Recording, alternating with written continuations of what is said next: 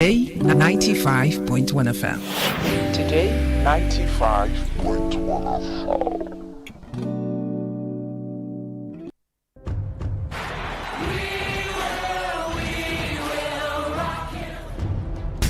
This is what we've waited for. The showdown. The fastest men in the world. Hearts racing.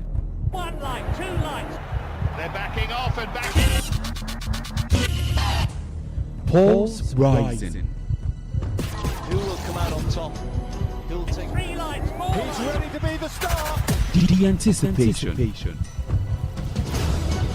Powerful, strong. Compact.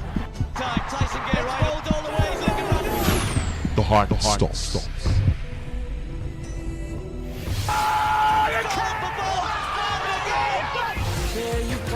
Catch the sports gang on Sports Attack Mondays through Fridays.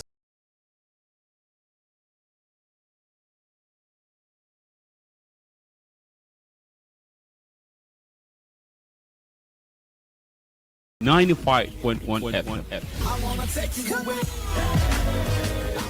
My name is Gianni Infantino, FIFA President. For the best of sports, always listen to Today Sports Live on Today95.1 FM, Port Harcourt. Hello, my name is Kanu Wanko, aka Papilo. For the latest and trending sports stories, always listen to Today Sports Live on Today 95.1 FM, Port Harcourt.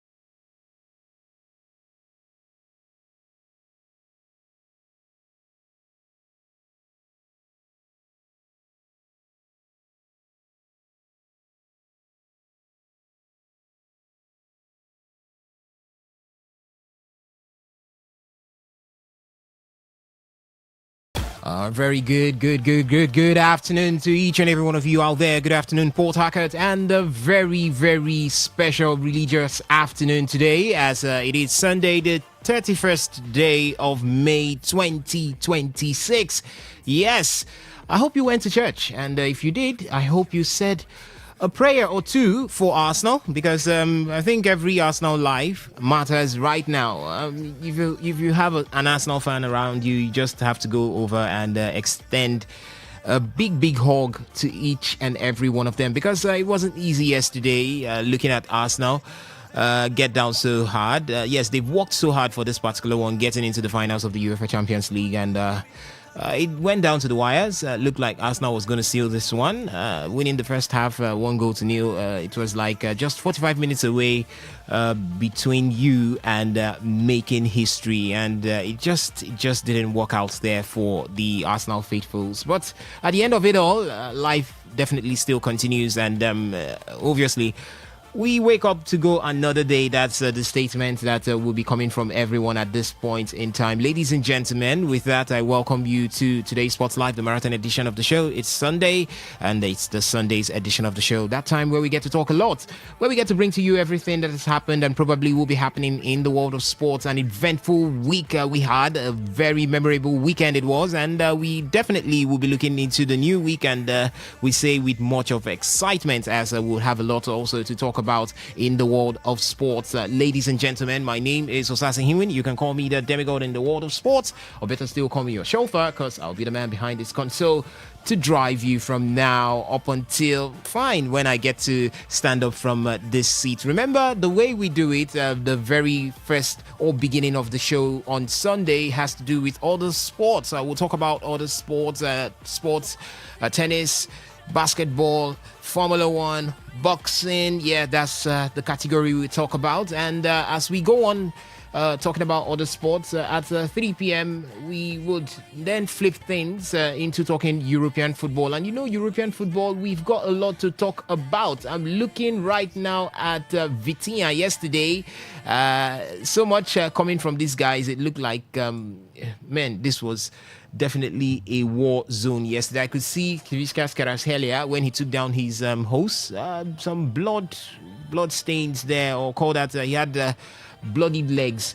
That's how intense you could call the game of football at this particular level. So we'll talk about that from the European side of things, and then by 4:30 p.m. we'll switch things to talk about Nigerian football. Yeah, Nigerian football.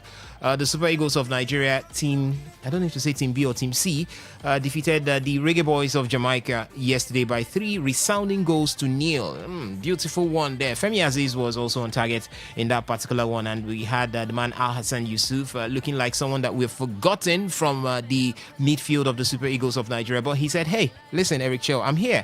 You can't forget about me, because I will definitely want to put in the performances to ensure that I get back into the top flight when it has to do with representing the Super Eagles of Nigeria. That is getting into Team A right there. So we'll have that to talk about from 4:30. Nigerian football would be right here on the menu in front of you. So that's how we will run from now, and it gets up till 6 p.m. We've got the news updates that will come your way at about 6 p.m. That's how the marathon edition of Sunday's Today Sports Live will look like right here. I said before, my name is Osase Ihiwin, and I also have the company of a young man right here, a handsome young man, in case you want to go over to YouTube to see him. Yes, he's right here. He's looking flashy, he's looking nice, and he's looking everything good at this point. And he is Alex Kabari. He's going to be here with me. We've got other guys around the building. They will definitely be coming in, the likes of Sumto, the likes of Henry. They will be here in a couple of minutes, or call that an hour from now. And they'll be here also to give you their own beats when it has to do with all the talking points that we will be unleashing right here on the show. And Alex is here, and I say happy Sunday to you, good afternoon to you, welcome to Today's Sports Live. Well, good afternoon to you, Osasa, and happy Sunday. Good afternoon to all of the listeners. A really, really happy Sunday to you. It's an even happier Sunday if you're not a fan of the team from North London. No, I'm not going to go straight into that. I won't go straight for the juggler, Osas. But it's, of course, that time again where we get to talk about other sports and then lead up to football. So we'll progress. We'll build up slowly, and then we'll get to talk about it. Because I know I'll just plead with you when you want to throw your darts, please take it easy. Because I know we are itching.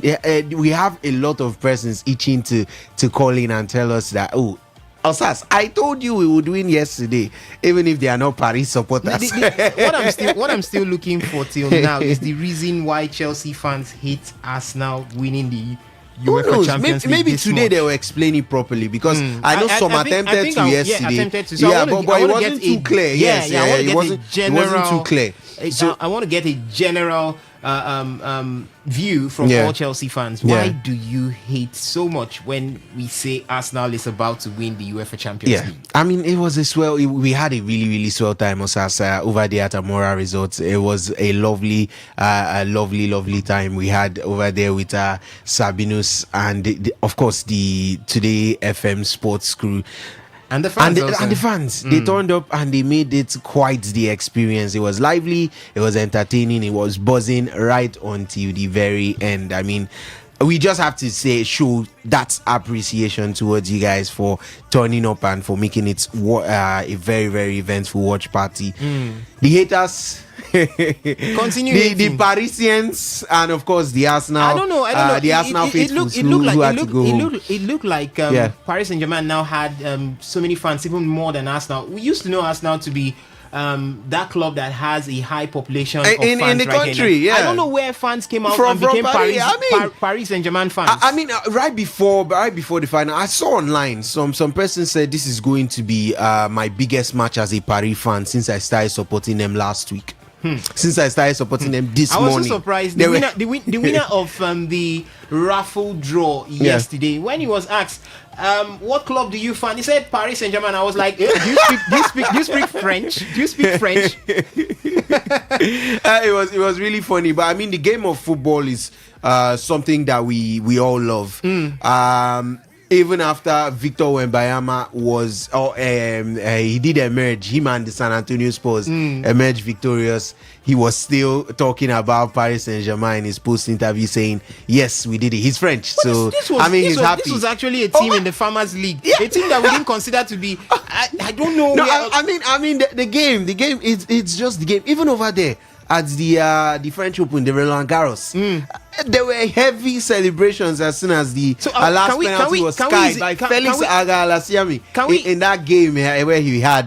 Can we easily say that Arsenal brings the polish or the gold shine on everything that they touch? Because it seems the UEFA Champions League has now gotten a better reputation. Paris Saint-Germain are now in the faces of everybody out there, not because of anything, but because Arsenal was involved in winning the UEFA Champions League. I mean, this one feels a little bit more special. It's not Paris first. They just won it last year. So you can understand that they have it already. So it's the Arsenal effect. You could put it that way. You could put it that way, that it's definitely an Arsenal effect. It's an Arsenal effect due to the fact that a lot of persons really do not like Arsenal Football Club. A lot of persons want to have bragging rights over that. Looking football. at that Arsenal squad, we've not seen anybody who goes above 150 million euros. We've not seen anybody who Arsenal had to sign breaking the bank like what you see from Manchester City and the likes. But it's like a crop of young up-and-coming guys, and you see them still pulling the stunts out there. In fact, influencer club is what it is right now, Arsenal Football Club. Yeah, at the end of the day, it has worked out for Paris Saint-Germain. I was just going to say football is such a global sport. I mean, lots and lots of tennis players were shocked by what was happening over there in Paris yesterday. They were really surprised by the fans taking to the streets and all of that. And it's just a sort of reminder that, yes, that is the game we love. It's the beautiful game. Congrats to both teams. Yes, Parisians are the champions. They retain their trophy, but of course, congrats to Arsenal. It takes a lot to stay in the game, and to make sure that it is competitive to some extent. You don't want to be blown away. You don't want to be swept away. If you want to look for an example of a match we do not want to see, you don't have to look further than last year's Champions League final.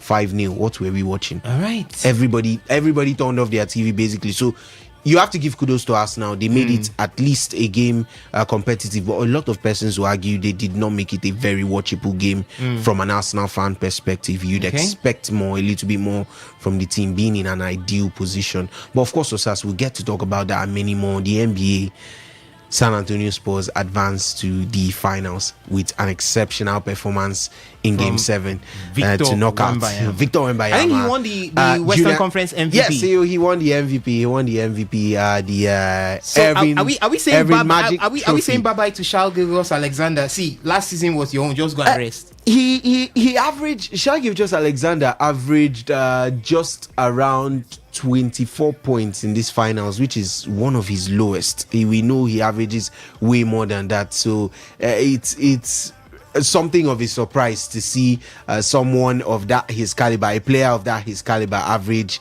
that little points per game.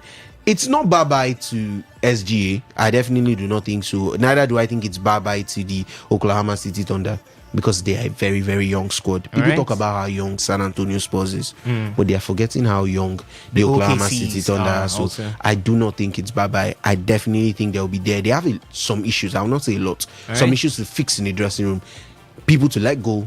People to bring in. And then they get ready to going in. You could say the same for Arsenal too. So Osas, I can't wait to get this done with you and of course with our lovely listeners. Good afternoon. All right. And just while we were talking, someone stepped in. I choose to call him Champion Somto. Forget about what happened yesterday. He's still a champion. A champion, once a champion, always a champion. That's what it is. If anyone that wants to argue should put their English Premier League title on this table, then I will listen to them. Yes. So champion, you want to say something? I was just going to say it's still going to stink that little bit more because I think it's going to be fresh. It is a little bit more fresh. Yes, the Premier League, the images are there, the euphoria is still there, but it's fresh. And also, I told you something yesterday. I said even down to Saturday, Arsenal were still posting pictures of their Premier League trophy lift. So the atmosphere around it, I was like, do you guys really understand you have a Champions League final around did the Arsenal corner? disappoint? I understand. I understand the angle I'm coming from, but I'm just saying at some point you need to sort of get battle ready. But which other way would you have wanted Arsenal to get battle ready away from finishing the UEFA Champions League unbeaten? Oh, they did that. But, yes, they did that, but they did not end up. They did that, but did not end up with the trophy. They didn't end up with the trophy. Fate decided not to give Arsenal the trophy. But Arsenal, see, because before that game, I heard that Paris Saint-Germain were going to run over Arsenal. They were going to beat Arsenal. Somebody actually called in and gave the scoreline to be 4-0. And I said, Arsenal 4-0. When was the last time somebody beat Arsenal 4-0? Yeah, somebody said that. But to the shock and surprise of everybody and to the glory of the Lord, Arsenal took the lead. And we're almost going to end that one, if not for certain circumstances beyond the control of some of the players right there. And not forgetting that there's still a controversial penalty that should have been given. We'll get to that one. I don't want to go before my shadow. I'm very sure we'll get to that one because I think we have clips to review, which I'm sure we have reviewed, and we're just going to be looking at it. We still have the match on our screens. We could turn to the highlights if we need to, and we would make sure to really get to analyze and talk about those chances and particularly how the match played out. But first, Somto. Yes, but before Somto, the English Premier League title, the English Premier League trophy is right here on this table. Somto, champion Somto. Osas, you know. I like this, your diplomatic entrance. Alex, stop laughing, you know. I don't know why Divine is laughing too. What's happening? You know, I'm happy. You know, I'm not sad. I'm not sad. You know, you know, the team gave their best. You know, even if the game plan was to, if at all, just rugged it in Nigerian parlance, just sit back, because you know the PSG side want to have the ball. Yeah. But let me not dissect the game now. Let me just talk about reality. You know, yesterday was not a good day. Right. Yesterday I told people that it's only yesterday that they have the opportunity to laugh at me. One of our Arsenal fans that was listening, he said he came when he was hearing us on the air. We should come. He came. He was wearing his Arsenal jersey. He told me now he doesn't know how to stand up and walk out from the place. Oh. Hi, I say, Chai, my brother, we are together. Just keep faith. Know that. But you know, I'm even in as much as I'm sad, but still, also there's something happening in London right now. Okay. There's something happening. I don't. Let us know. Let me just even. I mean, if you hear them, Arsenal, then they currently do their parade. That's why I said we have one English Premier League title trophy on this table. This is where the volume of my voice comes up. Yes. The Bible says, rejoice with those who are rejoicing. Raise. It is also known that half bread is better than none. If a lot of people would have asked you, you know, win FA Cup and Carabao Cup and lose the Premier League, is it a successful season? They'll tell you no. Because the Premier League is still what you are looking for. Obviously. The Champions League has a couple of games. It's not even half of the games that you play in the Premier League. So you feel locking from that one next. And one thing I recognize in some teams that reach the Champions League finals and they lose, from Chelsea in 2008, the same core of the squad, John Terry, Frank Lampard, all of them came back in 2012. Yeah. Now I'm not trying to console myself. I just want to give a point. No, it's a fact. It's a fact. Manchester City, yeah. This team is capable of returning back to the finals. And I bet you Arsenal cannot get to 2 more finals after now and not lift it. This is an experience gotten. Exactly. And you look at their trajectory. Look at Man City also on the other hand.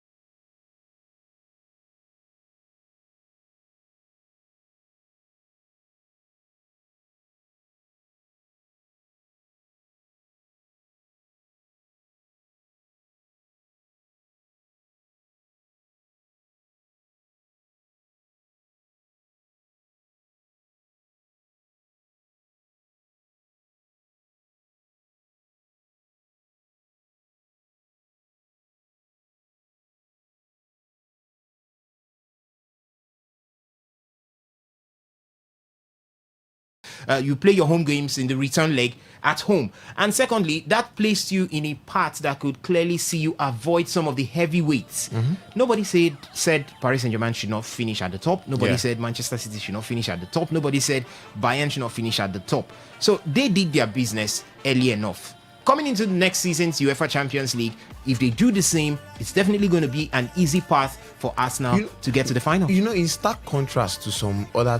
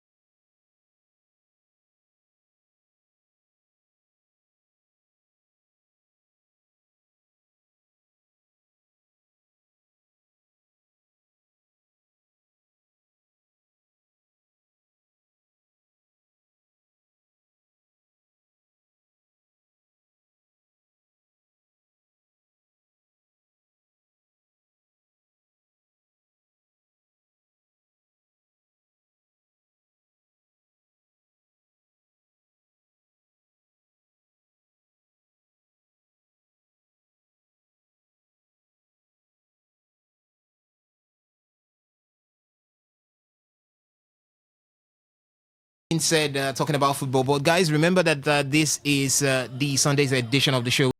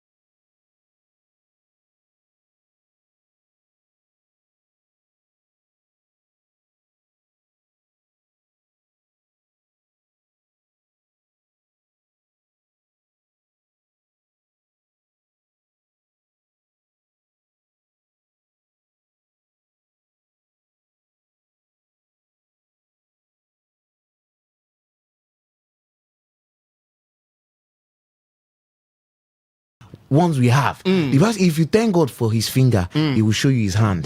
So let's thank God for the finger of the Premier League. Arsenal fans have God. gotten into motivational Yes, speaking right show now. us your hands for Champions League. All right. Okay, ladies and gentlemen, boys and girls, without wasting any further time, it's time for us to get down to business. So sit back, relax, and let's enjoy the show together.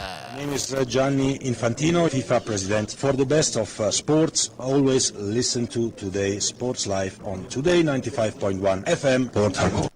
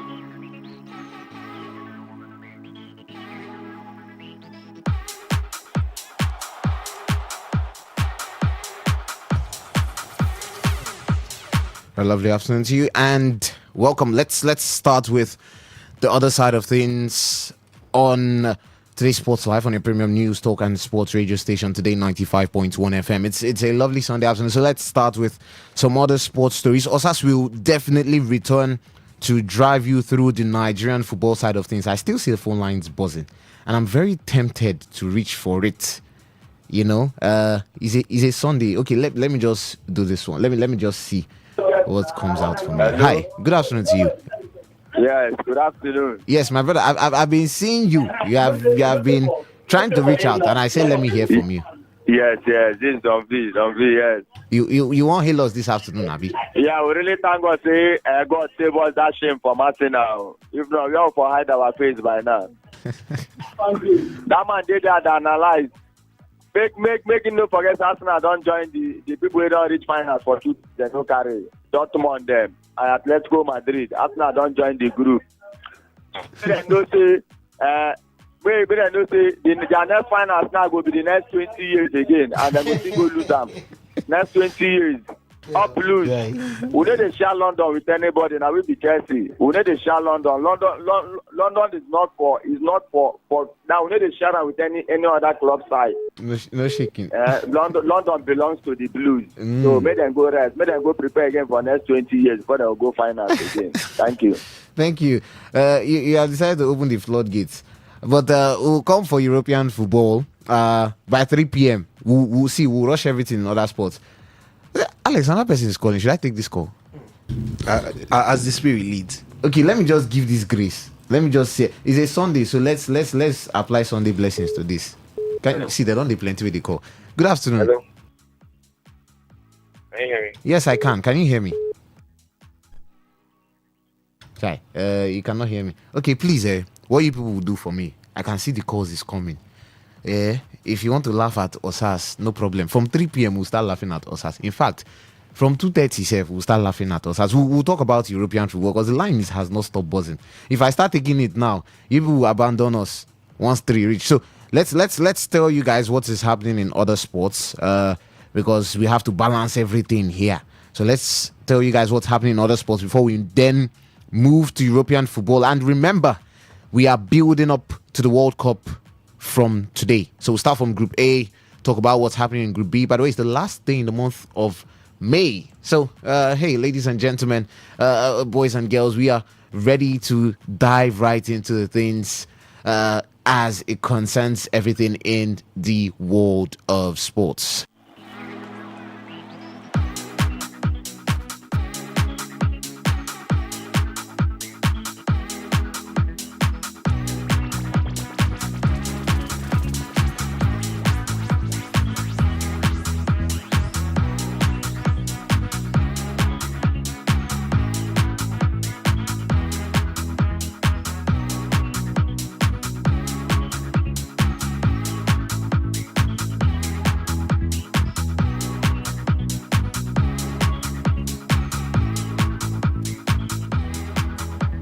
I would move into football. Obviously, we'll review the Champions League very, very shortly. Let's give it maybe in a maximum of the next hour or so. So let's drive you through what's happening in other sports: basketball, tennis, Formula One. We'll just be breezing through, and then we'll get into football, the Champions League, and of course, hey, the FIFA World Cup starts very, very soon. It's the biggest showpiece in football. But before that, speaking of football, speaking of the Champions League, obviously it was a loss for Arsenal yesterday, much to the despair of a lot of the Arsenal fans, but much to the delight of the hate watchers. There were a lot of hate watchers at Amora yesterday, but none of that would have been possible without some of the following people.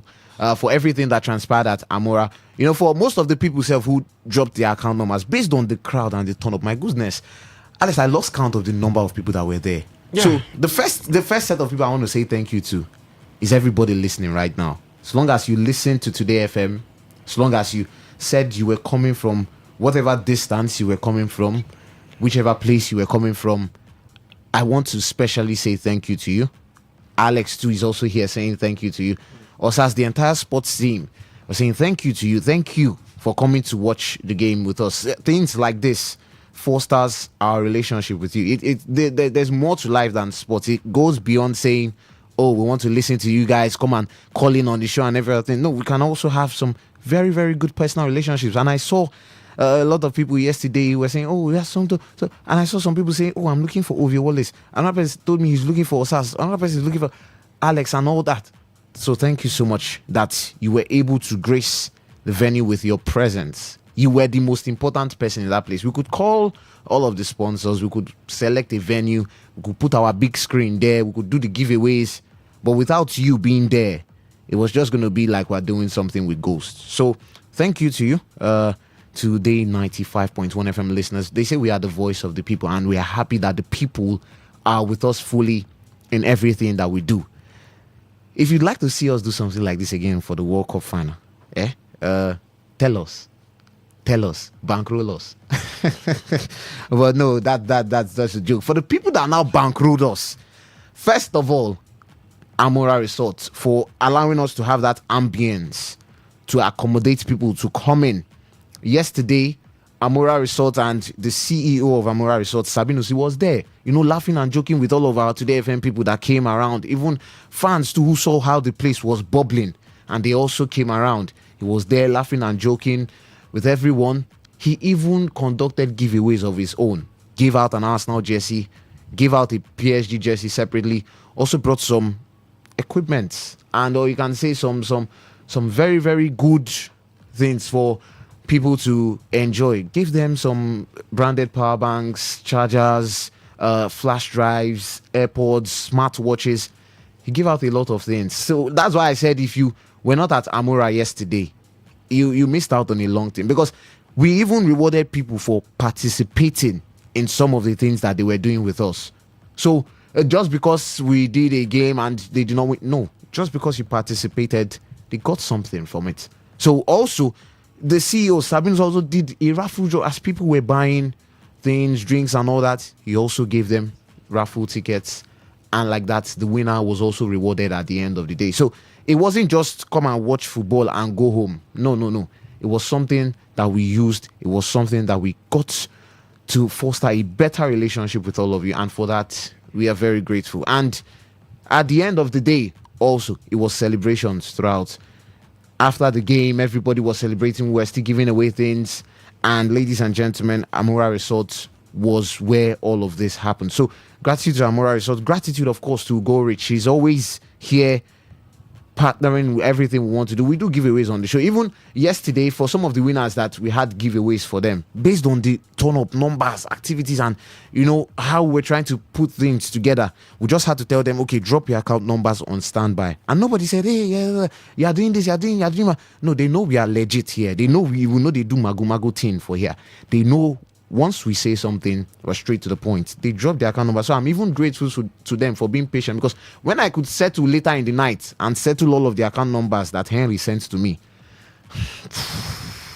something huge left us. But as long as it's to make you happy, there's no problem for that. It was even around 12 midnight I started having to settle most of these people. So thank you for your patience. We had to collect the bulk account numbers of people who were winners on the day yesterday in detail, and also did what we were supposed to do at the end of the day. So gratitude to Grow Rich, Prime Cottage Homes. Ladies and gentlemen, these people came.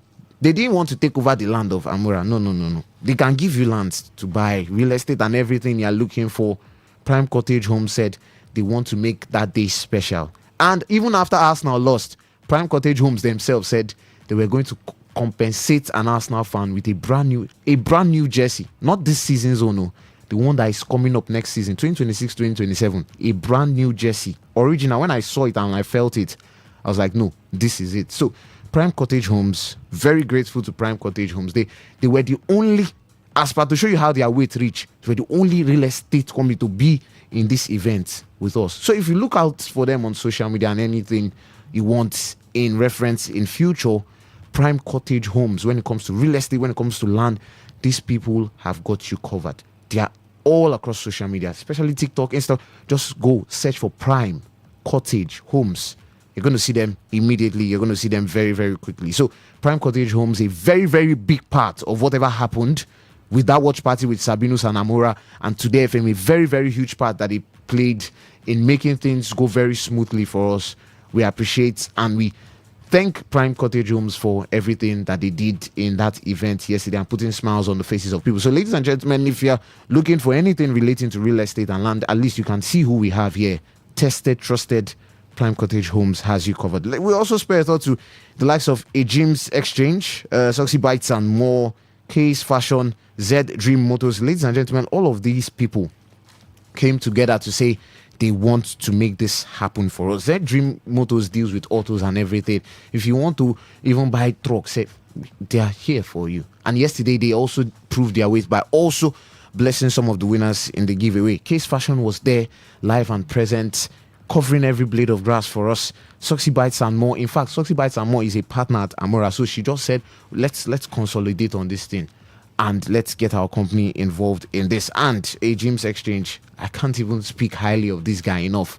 Listen, we were on Friday, we were talking about how I wanted to give jerseys, and A Gyms just told me, relax, I will send you what you want to do for. And I was like, where do I find this kind of people anymore in Nigeria? So all of these people want to thank you so much for everything. If we had, I can boldly beat my chest and say, Today FM's watch party, and also I know I am not capping.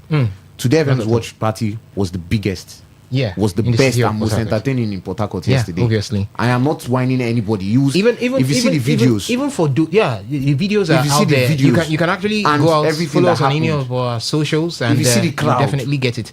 So, some to see. Even those who called in yesterday during the show, for example, my namesake Osas, who called in, he said he was actually there, and I had to tell him that in a couple of minutes I'll be shutting down from here at the end of the show to come down there, and he also reminded us of his recharge. We were supposed to recharge his on Friday. Yeah, his phone. I called him. Yes, I called him. But I've actually done that. Okay, yes. okay. So because I if called he's him listening, if he's listening right now, Osas, I believe a couple of minutes before now, you should have gotten your recharge card for thank you. I didn't forget because that Friday I remembered. I came back in the studio. I had to come through the telephone lines and carefully pick out his number. I placed the call across, but I didn't hear from you. So, So it's you good can actually, reminded us. yeah. Very, Good. So very if, good. if he's out there and you're listening, you can also call in to at least let us know that you have gotten that. Maybe when we throw open the phone line, we'd love to hear from you because you're also a passionate Arsenal fan, and I know it goes out. Man that told me that he didn't know how to leave the environment. the Even the arena. man that called us and asked us whether he could come with his sons, he didn't see me. I don't know if he's, but I observed him yesterday. I saw him. I saw him with his sons there. He came with his children, and they were celebrating when Arsenal initially scored. I have their video in my phone, so I saw. I'd see. I was the one hosting. My head was. I'm sure a lot of people saw me. That is, my head was so full. But still, some people took out time to say, "Oh, there was a man that greeted me," and thank you so much. In fact, today is appreciation day because it's the end of the season. It's the end of the season. No shaking. We will appreciate you people more and more. And even when we give all this airtime, giveaways, and everything, it's not like, yes, we don't see country get us, but still, it's not like we be Dangote. Me, I'm not be Dangote. First. But still, we have to show gratitude for everything that at least you guys stick with us. You stay with us. So we have to show you gratitude when we can. We can also just show you how much we value you. So it's not about saying, "Oh, we they like." No. We love it. It's not something that we are being forced to do. It's something that we love to do. And based on the values that we have for you guys, we do these things. And some of these partners that I even just called is some of these people that have told us, "No, we love what you people are doing here." So always learn to show gratitude. This thing transcends just sports or Today FM. It's life. People do things. Show them how much you value them. Show them how much they mean to you. And ladies and gentlemen, the blessings keep on flowing from there. So we always value how much you are with us. And like I said, it was the biggest in River State. It was the best I saw in River State yesterday. The crowd was, at some point, we're looking for spaces. Spaces, yes. We're looking for spaces. We're looking for spaces. Like I had to give out my chair. I didn't sit down for a while in that place. I had to give out my yesterday. chair because it was electrifying, I must tell you. And that was the joy of it. Shout out to all the Arsenal fans that also came. They brought that, wherever Arsenal fans find themselves, there's that special kind of vibes that they brought in. And even to the haters, I think they made it look glamorous. Also for they us. made it look all glamorous yesterday because you just cannot have one side of the divide. Both sides. Imagine all of us were there, we're just watching match and nobody's bantering anybody. I was even having to start some banter chants, and at least it makes this interesting. Yes, there's a very fine line between banter and don't even try to be too much. Yes, we know. But still, we try to keep this on a friendly and respectful level. So how everything went yesterday was brilliant. It was absolutely brilliant, and we want to thank you guys. We're going to just stick with the sports team of Today FM. Whatever is going to be happening in the next couple of months, your eyes have not seen it. I told you your eyes was not going to see what's happening at Amora yesterday, right? In fact, tomorrow. Did I say tomorrow? From tomorrow, June, stick with us. You understand why we are coming here to take over the land. So, ladies and gentlemen, so much for gratitude every place across the divide. So, again, Amora Resort, Gorich, Prime Cottage Homes, A Gyms Exchange, Soxy Bites, and more, Case Fashion and Z Dream Motors, and of course, Today 95.1 FM. And the most important people in all of this, you. We're very grateful to everything that has transpired in the last 24 to 48 hours, even prior to that, to make this the biggest in and around the area. So let's get straight up into everything we want to discuss in the ever exciting world of sports. Like I told you, we'll start with basketball. Listen, for a lot of you listening, we're going to open the phone lines on the show when we want to talk about some football stories. That will happen very, very shortly on the show. So don't go nowhere. Still stick with us. Hey, you love other sports, basketball, tennis, Formula 1. You can also weigh in on the conversation as it does happen. 08109510951. I'll take it slowly. 0810-9510951. That's the phone line. You can keep it on the side.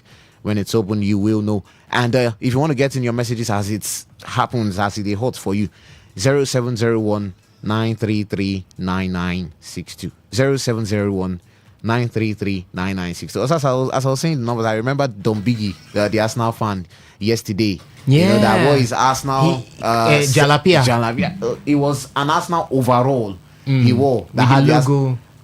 I felt it because thank you so much to everyone. Yes, thank you to everyone, and it goes a long way to tell us that the day Arsenal will finally lift this trophy, I think the celebrations will be loud. Arsenal fans never disappoint when it comes to celebrating. I can see the phone lines buzzing, but Just when it's open, when we start discussing other sports, I'll let you know. When it's open in football, I would let you know. Let's start with the NBA.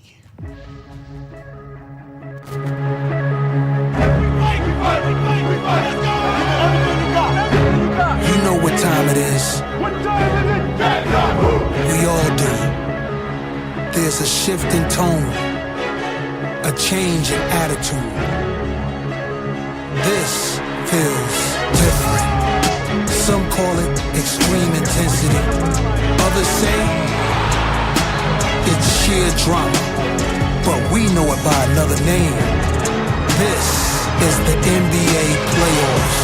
These games are a fiery mix of extreme competition, elite skill, and intense emotion. This is where teams arrive on the scene ready to make some noise. And where players look to leave a mark on a game that lasts forever. The stakes are high and the air is thick with tension. Cause in the playoffs, it's go hard or go home. The stage is set, the mic is on. There's only one question left to answer. Who's got something to say? Tune in, cause we're about to find out. The 2026 NBA playoffs. We're at the final bus stop of the NBA season, and ladies and gentlemen, it is now officially confirmed the two teams who will fight for that glamorous looking NBA trophy. Ladies and gentlemen, the San Antonio Spurs, sparked by superstar Victor Wembanyama, advanced to the NBA Finals by dethroning defending champion Oklahoma City Thunder 111-103 on Saturday, booking a championship showdown against the New York Knicks. Now the Spurs captured the best of 7 Western Conference Finals 4-3 to reach the NBA Finals, which begin on Wednesday against the Knicks in San Antonio. And speaking of Victor Wembanyama, he is within sight of realizing a lifelong dream after helping the Spurs battle past the Thunder to set up an NBA Finals showdown with the Knicks on Saturday. I can still see the phone lines blinking. I would get back to it. I know a lot of people are very buzzed about talking about the Champions League. Somebody even just sent me a private message. One of the Today FM fans who did get my number yesterday, and he said, "Some, why is your voice? Is it Arsenal that is making?" No, Arsenal. I'm celebrating the Premier League title. I'm just so tired. No worry. But the job has to be done, so I'm here. But still, I don't gas. I am tired, but the job has to be done, so I am here. So don't mind me. I'm not sad yet, because you are telling me to cheer up. I've cheered up now. I'm fine now. Alex, Spurs against the Knicks is the final of the NBA, East versus West, and it seems like all is in place. Should we say Spurs are the favorites? But first, your review of Game 7 against the Oklahoma City Thunder before a preview to what we could expect for when Game 1 starts in the finals on Wednesday. Oh, well, very, very exciting Game 7, Somto. I did have the opportunity to stay up late to watch that game. So I can say it's been quite an eventful weekend. The UCL final, of course, keeping my eyes on that Nigeria's Unity Cup final, as well as also making sure to be up to follow the Game 7 of the Western Conference Finals. It was what the watch, Sumto. I just have to say it was what the watch. But there's something I always say about tempo. And when you come out straight out of the dressing room, setting a tempo, you are bound to have results, or at least you're bound to definitely impact play. And the San Antonio Spurs came out of the dressing room absolutely buzzing. They were ready. They brought the tempo, and they looked like they were going to see it all the way through. Now, It's not only by how you start or how you keep going. It's also in those moments when you're not scoring, those moments when you're not doing well. How do you manage your game? How do you get even better? How do you just manage to keep that bit of momentum you've already built, to ensure that you're still in it, to ensure that you stay in it? How are you going to do that? How do you go about it? And I think that's what the San Antonio Spurs showed very well. They showed excellent character. In the first quarter, led by 9 points as early as the 8th minute of play. That was just about 4-5 minutes in. They were up by 8 to 9 points and then 10 eventually, going on an 18-8 run to start the first quarter. They ended up closing it out with just a 7 points lead, but it was not so great a margin anymore compared to the excellent basketball that they were playing. The Oklahoma City Thunder really struggled to cope with the intensity that the San Antonio Spurs were playing with, and even when they had those sparks and flashes of brilliance, of course, Shai Gilgeous-Alexander, Cason Wallace came to play. The likes of Jared McCain off the bench coming in there and also making an impact into that team. It still is not enough, because one, you have to maintain that intensity while also making sure that you're chipping away at the lead. And while chipping away at the lead, you also have to consider the fact that they are a side that is also going to score. So it's not like they are just going to sit back and take it from you. No, they are also going to attempt. They are going to want to score. They are going to have chances. They are going to create points or point scoring chances too in the paint. They are going to shoot almost excellently from outside the arc too. So you have to put all of this into consideration and find a way to keep them caged, find a way to make sure that they do not have those opportunities that they are aiming for to score, or to limit their scoring as well as you possibly can. And I think that was the bone of contention yesterday, because while I would say they did very well in trying to stop those attempts and trying to make sure that, okay, yes, it's a 50-50 game. I mean, at the same time, they were going forward and they were eventually running out of plays. They would go forward, it was break after break. They would go forward and they were met constantly by a relentless San Antonio Spurs defense who were covering every inch of the court there. So it's one thing, we know you're at home, you have the home support and the backing of the crowd, and you're ready to get going. But at the same time, you have other factors that is going to be huge challenges. I mean, we don't even want to talk about the 7'5" guy standing right there in the paint, ready to block and stop everything that gets within a couple of feet from him. But we just have to talk about the relentless defense all round from the entire team. Everybody understands their role, understands the assignment. They know exactly what they are going to do or what they are trying to do. Yes, if Stephen Castle is picking up a man and he's trying to make sure he's giving him enough problems running around the perimeter, Wemby is in the paint, Dylan is also looking to walk down someone else. So I mean, Oklahoma City Thunder struggled with that. Yes, they have firepower. Yes, they have the ability and the players to make setting of necessary steps for them to when progressing the ball, when trying to get on the offense. But you can only start 5 at a time, and I think you could say that Mark Dagenot suffered or struggled with who to start as his 5 or who to keep on the floor at certain times. It is most of the times going to be a mismatch between Victor Wembanyama and Chet Holmgren. So he decided, let's bring in a fellow big man to give Victor as much problems as possible when he goes on the offense, and that is none other than Isaiah Hartenstein. So you're doing everything well with those two. Luguentz-Dort has an ability where he could, on his good day, which is not very consistent, shoot threes. But on those days when the threes are not falling, what happens to Luguentz-Dort? And yesterday, or should we say the early hours of this morning, was an indicator of that, because he was failing to convert most of his 3-point attempts.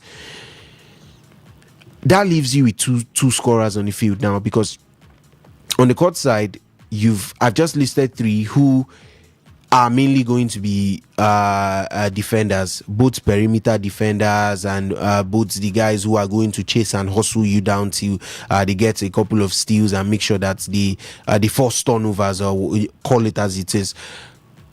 You have Shai Gilgeous-Alexander, who is going to be that next person next to him, because obviously Shai is going to be your ball handler. Do you have a hot hand at the moment?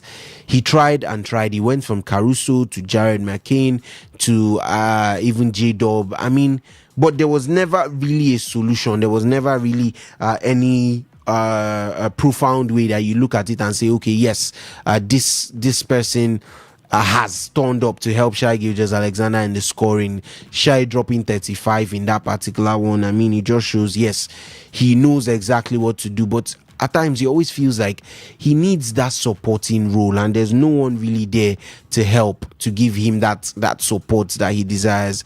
Obviously, you need someone to score, to support, and I just mentioned Cason Wallace because Wallace is primarily a very good defender, and he's part of the people that are going to make life very, very difficult for anybody there. But Cason came in there and he dropped 22 points also.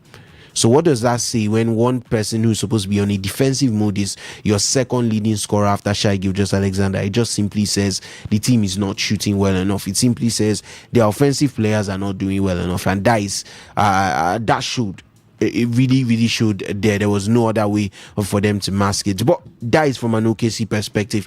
On a San Antonio perspective, they did so well. They showed replicas of what I saw in, was that game 3? Even in an OKC win, I saw traces that showed that, yes, the San Antonio Spurs understand the assignment, but they needed a little bit more of like experience to be able to pull certain things off. In terms of, one, you're playing well, the result is going your way. How do you stay in the game? You had a 15 points lead. It's not halftime yet. You're not going into the break. It's just still around the second quarter. How do you manage and stay in the lead? How do you manage the game from that standpoint? And I think they went back to their dressing room alongside Mitch Johnson, with, of course, his squad, and they talked about managing their points. They talked about managing their player minutes. They talked about how to make sure, or to ensure, that they stay in the game, to stay in the lead. And I always say, even if a team is chipping away at the lead inch by inch, you have to do your bid. You have to do your best to make sure that lead does not completely disappear or completely evaporate before you could even say, before a blink of an eye. I mean, you just have to make sure that, yes, a 15-point lead is a valuable lead. You have to amass more points on that lead that has already been built on. Or two, you have to make sure to get enough defensive stops to stop whatever team or your opponents from chipping away at that lead, because it could just be a run of momentum. You go forward, you're not scoring, but you're not also playing great defense, and they're finding ways past whatever block you have set back on the defensive end, and they're getting those points. So it might not immediately be a rush of three pointers after 3 pointers. No, it could just be a free throw here, a foul here, a 2 points play, and one, and before you know it, your lead is down to 8 points, 7 points. You call a timeout. Those are ways of managing the game. So I mean, they did go back, they learned, and it's the thing about the San Antonio Spurs team that has surprised me the most. They are a young squad, but the way they've been able to adapt, the way they've been able to go back, learn their lessons, and learn very well from them, and to come onto it, come back into it, and to show that, yes, they've learned that lesson. They've learned from game 3. They've learned from the win they took in game 1. Their first away win at Oklahoma City Thunder in the series. I mean, they understood exactly how to go about it. They understood the process, and they made sure that they executed it, albeit almost flawlessly. Yes, there are moments of tension, but there was never really a point watching that game where I felt like it was going to escape from the grasp of San Antonio Spurs. I felt like, yes, there were going to be runs, favorable decisions, and favorable runs going in favor of obviously the home side, Oklahoma City Thunder, trying to find or stage a way back into it. But then like I said, I never really felt it was out of the grasp, because whenever they chipped away and got, even if it was close to being on level terms, the San Antonio Spurs would stretch again, would stretch their lead again, would make sure that they expanded on the lead once more. So it was always that bridge in between. And I said it, that the momentum, the tempo that they set early on was going to be pretty easy to maintain. It was either going to be pretty easy or pretty difficult to maintain, and they showed just enough by maintaining and keeping that tempo and making sure that, yes, whatever point lead we had, yes, it's been chipped away, yes, it's reduced, but we are just going to stay ahead. And they did that so well, going ahead on every single quarter. So they made sure that, yes, quarter by quarter we led, and right until the end we saw out the game. About 5 points right at the end before going on a couple of quick breaks and making sure to finish the game with an 8 point lead. I mean, it just shows excellently how well that team has come, and such a young side. You would not expect them to play so well, but they have done so well, and deservedly are into the NBA finals. All right, thank you so much for your experts' insights on the NBA. Alex, always the go-to man. Also, if I come to you for tennis, got anything regarding your thoughts for the NBA, the finals coming up? Obviously, the Knicks and the Spurs. I think it's going to be Spurs' NBA championship to lose at this point, because I don't know what came on Victor Wembanyama towards or call that into the playoffs, because he had some good showings in the regular season, but you could see clearly that those showings were marred by injuries, and he also got back at some point after the injuries, did a 45 or 44 points back to back in 2 games. It showed he had the class to it. Yeah, but this time in the playoffs, I think Wemby has shown outrightly that this is a season that he cannot lose. This is a season where he is definitely better than the man who won the MVP of the NBA's regular season last season. That's Shai Gilgeous-Alexander of Oklahoma City Thunder. So it's definitely going to be a San Antonio Spurs' championship to lose at this point. Wemby has done a lot of recent. I think that could be cemented heavily with the fact that he gets to win the NBA Finals. It's been, the talks has been there, calling him the new face of the NBA. Yeah, we're seeing an outgoing LeBron James. Who knows who becomes the next face? He has been the face for a while. LeBron, Steph at some point has also put in that. But I think, we've got the young ones right now. Wemby, SG, Anthony Davis. These are all young, enterprising basketball players in the NBA. Meaning, I think those who are leaving would definitely beat their chest and say that they are leaving it in really good hands. Yes, in really good hands. So I think for me, it's going to be a San Antonio Spurs to win. But in basketball, anything is possible. The Knicks can also nick through with this one, and at the expense of the Spurs. That is if they don't. But if they go with the fire that they went in against the OKCs in the Western Conference Final, I think they would do it. But there is that expectation that it will drop, because against the OKC, the rivalry also motivated the Spurs. The rivalry also fueled that huge performance there, because that SGA, Wemby, MVP, who is better rivalry. It's engineered what we saw which ended yesterday, or early hours of yesterday there in the NBA. So it's definitely an NBA season to remember. We've had the highs, we've had the lows, but the beauty is that it ends, and it ends really well. All right, we have this message on WhatsApp, and you didn't add your name. He was itching for us to talk about other sports. He said, the French Open. Yeah, we'll get to that. The French Open, obviously, there's a huge talking points, or the huge talking points in the French Open that we're going to discuss about. And he talked about how there's lots of drama in the NBA and in other sports. And yes, we know we do have a lot of listeners who want to discuss other sports on the show, which is why we always try to balance these things on weekends and on weekdays. He sent a very extensive message on WhatsApp. I would have loved you to add your name, please. If you're still listening, add your name, because this is very fascinating thoughts we have here on WhatsApp. He said, "Good day, guys. I said this last week. You see, this sports team, I've been following them closely since 2023 after they let go of Chris Paul and some old lads in that team, and they focused on young lads that they would draft newly. That's when he knew that they would dominate the NBA in the next 5 to 6 seasons. Wemby was the first pick in 2023, Castle the fourth pick in 2024, and Harper the second pick in 2025. I think you meant to say 2025. It was 29-25 that I said. Was 2025. I'm sure of that. Now they are in the finals. OKC got nothing on them going forward, because this should have been the only season they have a chance against Spurs.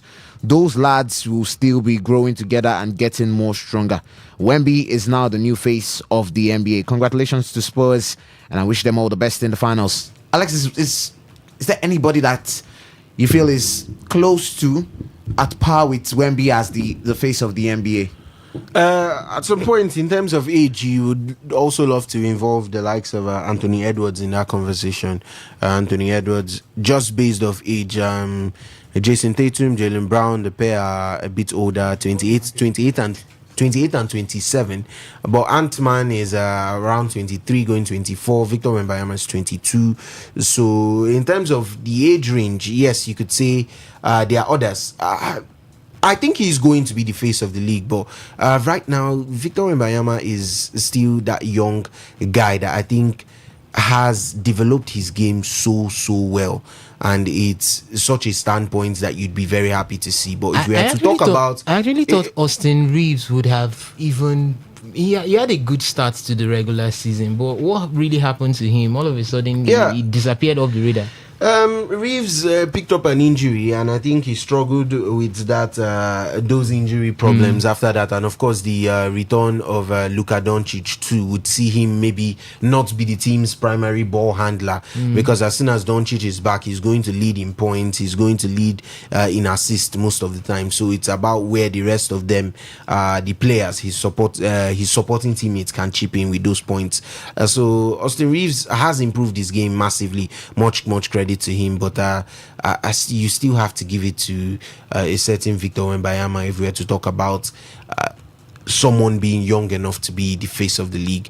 But just standard, in response to what Somto asked, on his standard plane, Somto, I just have to say I would still go with the likes of a Nikola Jokic, who is an experienced veteran. Yes, his team might not be doing so well, the Denver Nuggets, and have not been doing so well for the past couple of seasons now, but it's really hard to look past him. It's hard to look past Doncic. It's hard to look past SGA. These guys are always going to be the veterans. They are not quite on that same age group as Stephen Curry and LeBron James, and even Kevin Durant, that you'd say, okay, these are the outgoing GOATs still remaining in the league, referring to the greatest to do it. And these ones right now are the veterans who are, I could say, easily put Jokic in good status. He's that good. I mean, Luka Doncic, maybe if he adds a ring or two to his name, you could put him in that title. But you could definitely say Victor Wembanyama is the future, and sometimes the future comes even faster than you think. So I could see in a season or two establishing himself without a doubt as a unanimous face of the NBA. All right, let's move to tennis now, because Osas, this is where I bring you in on what's happening at the Philippe Chatrier. When we talk about Roland Garros in Paris, the City of Lights, and the French Open. I want to come from this standpoint first of all, Osas. Some of the big hitters are already out. This was just the first week of the French Open. Some of the big hitters are out of the French Open. And before I start reeling out some of the results and fixtures, or the games to look, or the matches to look forward to at Roland Garros today, some of the live ones going on. In fact, around 10 a.m., the match which featured Iga Swiatek in action. Iga Swiatek has been knocked out of the French Open. In case you're not aware, she has been knocked out by Marta Kostyuk from the French Open in straight sets, no less. Cory Coco Gauff is the defending champion on the women's side of things. She's also out of the French Open. Elena Rybakina is the number 2 seed. She's out. Amanda Anisimova is the number 6 seed. She's out. Jessica Pegula is the number 5 seed. She lost in the first round of this French Open. Iga Swiatek beaten. Listen, this is just like I'm saying, this is just the first week of the French Open. You know that whatever is coming on in this coming week is where you are expected to now start seeing the big hitters facing each other. But it seems like there's no big hitters a lot in the French Open anymore, because in the women's singles, I've mentioned Cory Coco Gauff losing to Anastasia Potapova in the 3rd round. Iga Swiatek also losing to Mata Kostyuk today. Elena Rybakina is also out. Amanda Anisimova is out. Jessica Pegula is out. So you're left with Arina Sabalenka, by the way, in the women's side of things. There is also Naomi Osaka still in the women's side of things. And in the round of 16, it's obviously Arina Sabalenka against Naomi Osaka. Now you look round in the women's bracket, it's just Sabalenka. Maybe you put in Osaka, but one of them has to leave. Svitolina is still there. Kostyuk is still there. Sistra is still there. Andreeva is also still there. Now the interesting part is Potapova and Kalinskaya also face each other. Madison Keys is also here. But before I now pose this question to you, Osas, I'll now tell you that in the men's side of things, the number 1 seed in this tournament and the world number 1 was knocked out in his bid to earn a career Grand Slam, where it seemed like the path was so clear for him. No Carlos Alcaraz in the tournament. He's been knocked out. And Karen Khachanov is the number 13 seed. He's been knocked out. Alex de Minaur is the number 8 seed. He was knocked out. Daniil Medvedev is the 5th seed. He was knocked out. And hey, when Sinner was knocked out and it seemed like, oh, that means all roses now fall to the next name I'm calling, Novak Djokovic. He was then knocked out by a Brazilian teenager. Osas, where do we pin the exits of the big names in the French Open? What do we pin the exit of the big names in the French Open to? Do we talk about the extreme conditions, or do we just talk about the insane amount of matches that these athletes are already getting to play, or are they less interested in it anymore because we know there are disputes over prize money? Where do we pin, and let's extensively discuss on where we pin some of these notable exits in the French Open. Where do we pin it on? I think it could be pinned on 2 things, a combination of 2 things. Number 1 has to has to be the conditions right there at Roland Garros. The heat has been really, really excruciating. It has been very difficult for lots of the big players to handle. Most likely those of them from Europe. That's the reason why you're seeing so much of exits of the big players from Europe right there. So it's been a difficult one for them to handle. So the conditions right there, talking about the temperatures or the heat, the climatic conditions, has not been favorable to the big guys. That's one of the reasons why it has been really difficult for them. That also could be combined with the fact that the Roland Garros, which is the French Open, the clay court, is always a peculiar one. You know, amongst all the courts, it's the French Open that possesses the clay courts when it has to do with Grand Slams. And when you play tennis on clay, there are various tweaks to the techniques you use. The ball bounces faster. You can slide, your movements less friction dependent, unlike what you have on the hard court, where you don't slide on the hard court. You do that, you break your ankle. So but on the clay court, it's quite easy for you to slide across from one end to the other. So it's totally different. It's different. It's quite like a Grand Slam or a court that stands on its own away from the rest. So that's what you get coming from the clay court. So with this combined with the weather conditions right there has contributed to the fact that we are seeing most of the big guns exit quite early right now. You've mentioned a lot coming from the men's side of things. Most of the top seeded players are out. The women's side, the same thing. Most of the top seeded players are out, and we're yet to get into the quarterfinals. As you said, it's basically from the quarterfinals where you get to see that the parents of the big guns going up against themselves. So it's quite clear right now from a female side to say that Arina Sabalenka could have it easy winning this season's Roland Garros, or call that this season's French Open. But see, lots of players we actually pointed at saying that they would go all the way to win due to the early exits still went further to exit. The likes of Novak Djokovic, that was after Yannick Sinner was knocked out. I think who knocked Yannick Sinner out? Juan Manuel Cherundolo knocked him out, and we thought that, oh, this is Djokovic's season of winning the French Open. Yeah, it's more or less like no one could stop him at this point. Well, it wasn't quite a day or so, and Novak Djokovic was knocked out by João Fonseca, and we were like, whoa, that means we can't say anything further. We can't say anything more.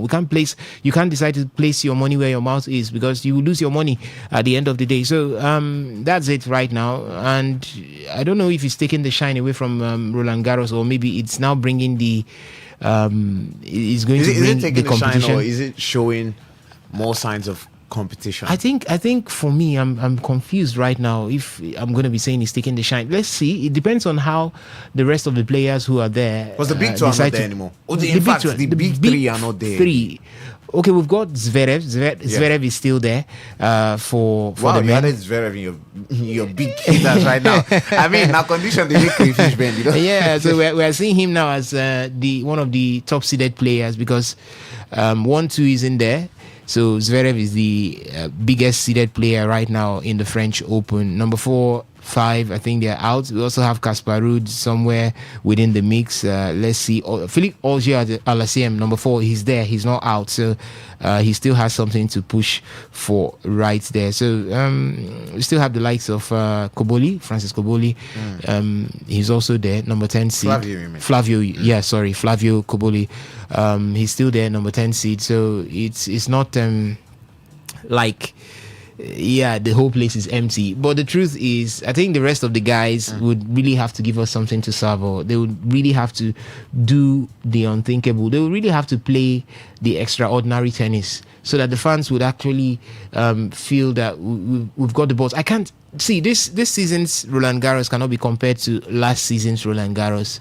You know how it ended last season. In fact, from the semi-finals, it was heavy. It was huge from the semi-finals going into the finals. We already saw the buzz that the final will bring, because it started from the semi-final getting into the final. This season, I don't know if it's going to be like that. I mean, maybe I think that was the first time I had like four proper big players. Musetti, Sinner, Alcaraz, and Djokovic. Yes, and that final was.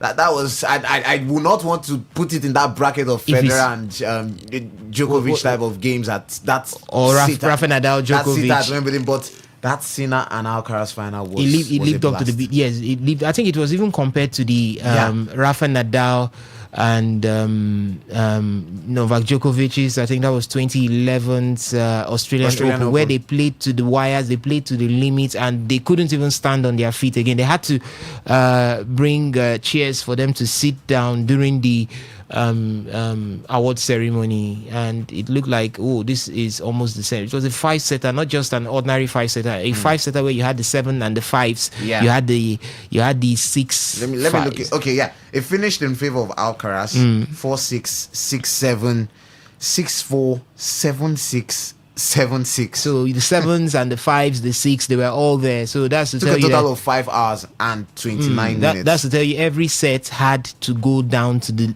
limit.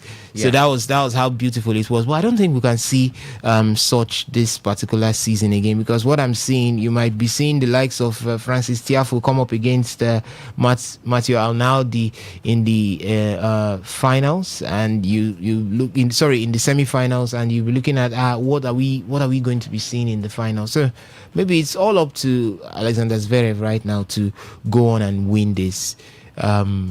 If you cannot, Zverev, if you cannot win this one, Zverev, I don't know if there is any other thing you'll be able to win called Grand Slam. So you're automatically anointing Zverev as your favorite? Yes, obviously, I'm automatically anointing him, because I don't think Felix Auger-Aliassime may survive the next round. Zverev will be up later on today. against Tabilo. So okay, Tabilo. He could survive that. Felix Auger-Aliassime against Alejandro Tabilo. He could survive that one, but I don't know if he would survive the next. But there's one thing about Felix. Felix is easy to beat. He's easy to beat. Yeah, it's just when he wants to give you his or put forward his A game, he does it in grand style. He does it in an emphatic manner. But when it's time to maybe go to the wires, he doesn't know how to persevere. That's for Felix Auger-Aliassime. So I see a time for Alexander Zverev. Let's see what happens between him and Jasper de Jong later on this afternoon. Briefly, let me abbreviate your thoughts for it, because this call has been blinking since. And thank you to the gentleman who did send the message on WhatsApp. His name is Lutana. Hi. Good afternoon to you. Hi, are you there? Good afternoon.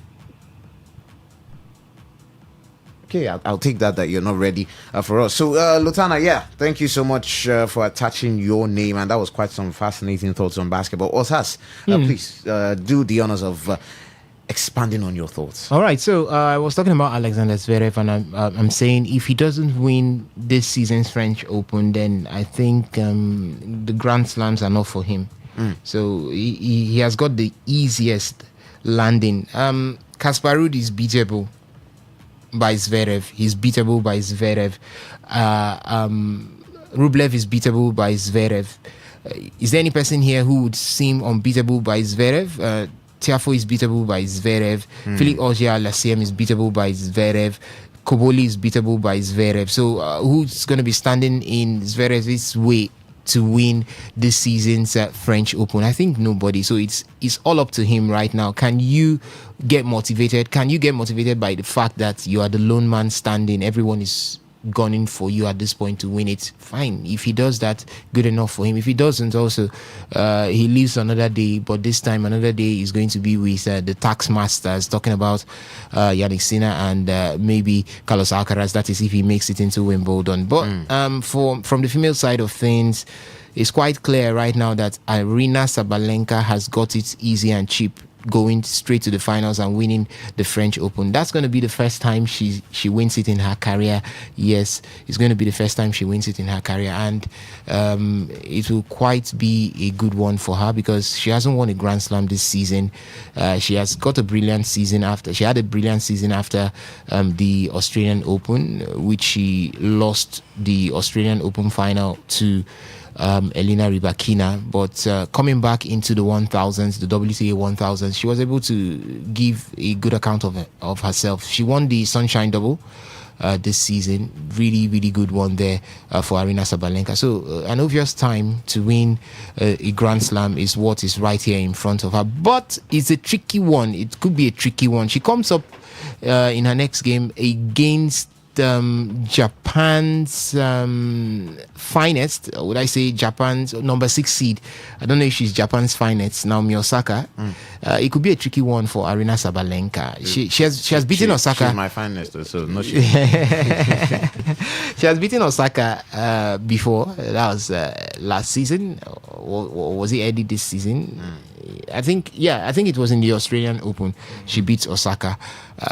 But no two games are the same, no two matches are the same. She could come up against an Osaka this term, and it could be proven to be a difficult one for her. For Osaka, she has had a good run. They met at Indian Wells. At Indian Wells, Sabalenka this season won in straight sets. They also met in Madrid. Sabalenka also won that.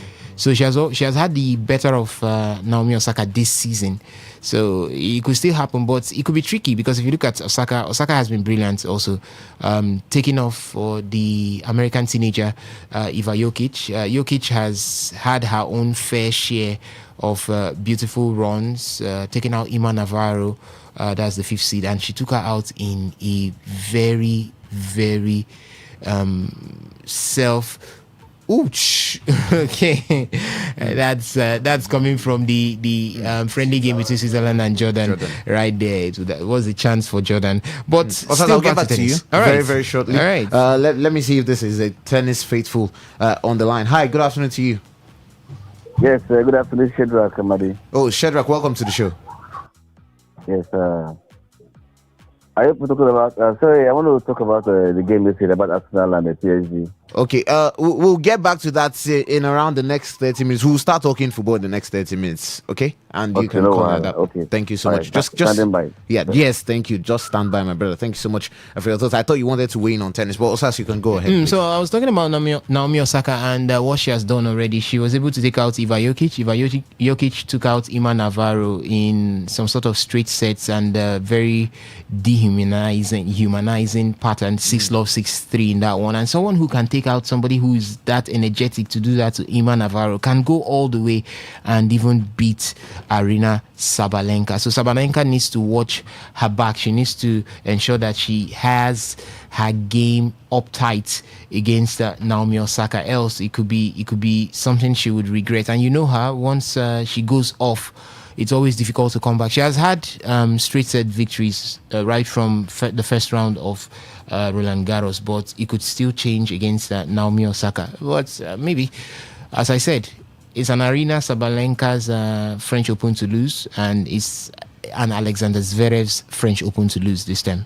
Alex, why do you pin the exits or the shock exits which happened in volumes this week at the French Open, both in the women's side of things and the men's side of things? Obviously, the men's side, Sinner, Djokovic, Alex de Minaur, Kachanov, Medvedev, all out. Also, worthy to know that there's no Carlos Alcaraz in the French Open in the men's side. The women's side, defending champion Coco Gauff is out. Iga Swiatek, four-time Roland Garros winner, out. Elena Rybakina, the number 2 seed, out. And Anisimova and Pegula also out of this one. Are you blaming it on a lot of matches these players are playing, or is there really a lack of interest because of the disputes over the prize money?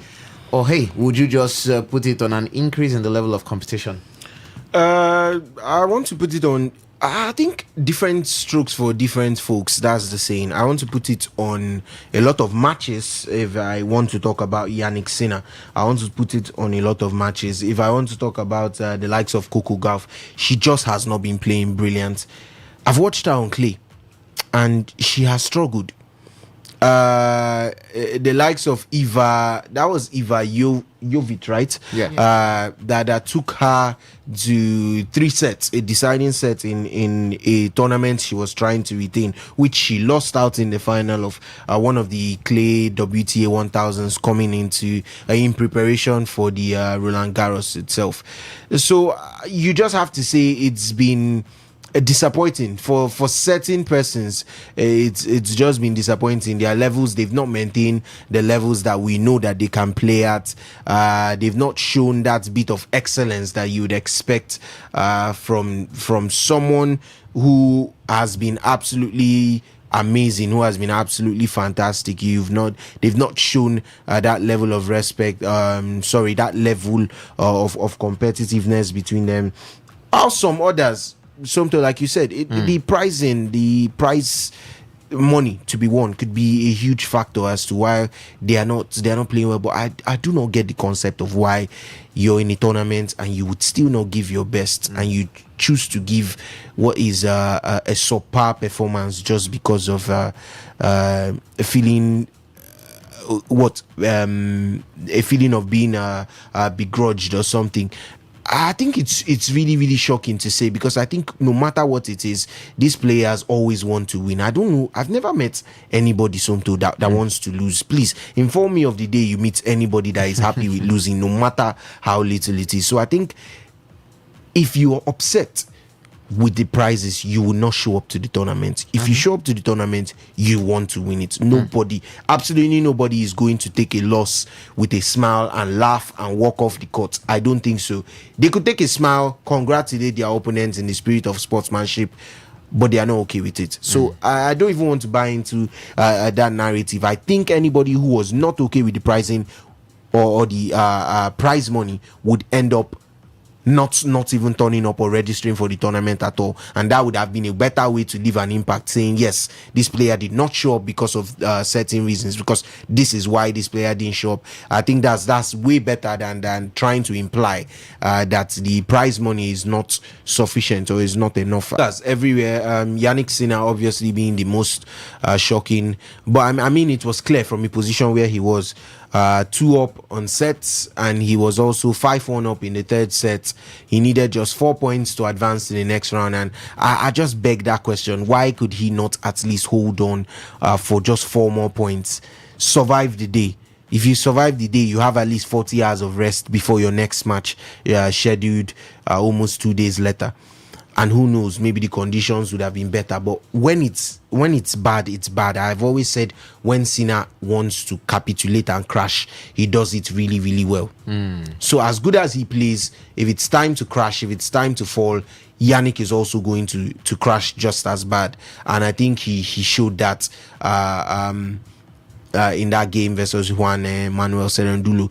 So yes, it's been a very, very turbulent up and down tournament, but I don't really want to share Osas's perspective of the tournament taking having its shine being taken out. Osas, I think that was how you put it, by these players not being able to feature in it. I think we are about to have someone who has never won a Grand Slam before win it for the first time, and just that opportunity now sets the entire stage alight. Everybody wants a shot at it. Right now, I can tell you that Rafael Jorda, who was proclaimed as one of the favorites, if you were to count down from the rest of the group or the rest of the bunch, is down by 2 sets to the Argentine Pablo Carrena Bustas. So everybody feels like, okay, it's my chance. It's my time to at least take a shot at this thing. I could try. I could make sure that, okay, I do better than I was expected to do. If you see an opportunity, you'd want to go for it, especially when the big hitters are no longer there. So I think it's an open field. They've basically turned the the ATP into the WTA, because a lot of shockers and surprises happen in the WTA side of things, and that's precisely what's happening right now at the ATP or the men's side of things in the Roland Garros. So it just goes to show how clinical some of these players need to make their matches be, and how much they want to make of disadvantage that has been handed to them by these top and these big hitters not being available to play in the latter rounds of the Roland Garros. And they'll be looking at it, they'll be saying, okay, yes, it's my chance. I heard, as Osas did say, what's his name again, the German Alexander Zverev, looking at it, my best opportunity for a Grand Slam. If you don't win now, when would you win? Frankly speaking, when do you think you would be able to pick up another Grand Slam if you do not pick on one up right now? But at the same time, Ruud, Kasper is playing one of the best tennis of his lives. He's still going to be up against Jakub Mensik, who is never going to give you an easy day in the office. He's never going to give you an easy day in the office. Kasper Ruud up against João Fonseca, who he has to be very wary of, as much as he's playing very excellently on clay. The young Brazilian took out Novak Djokovic in 5 sets. So you know that, yes, it's a level playing field. You cannot take someone who took out a veteran like Djokovic. You can't underestimate him, and neither can you just take it as an easy game, as okay, no problem. Maybe luck won't struck twice in the same place, and you really cannot underestimate anybody right now that is left in the draw. And on the other side of things, I think Felix stands alone there as the standout name on the other end of the divide, and I think I'll be really surprised if he doesn't make it to the final of the Roland Garros. But surprises do happen. You could expect shockers. You could see someone else who's gone in for it.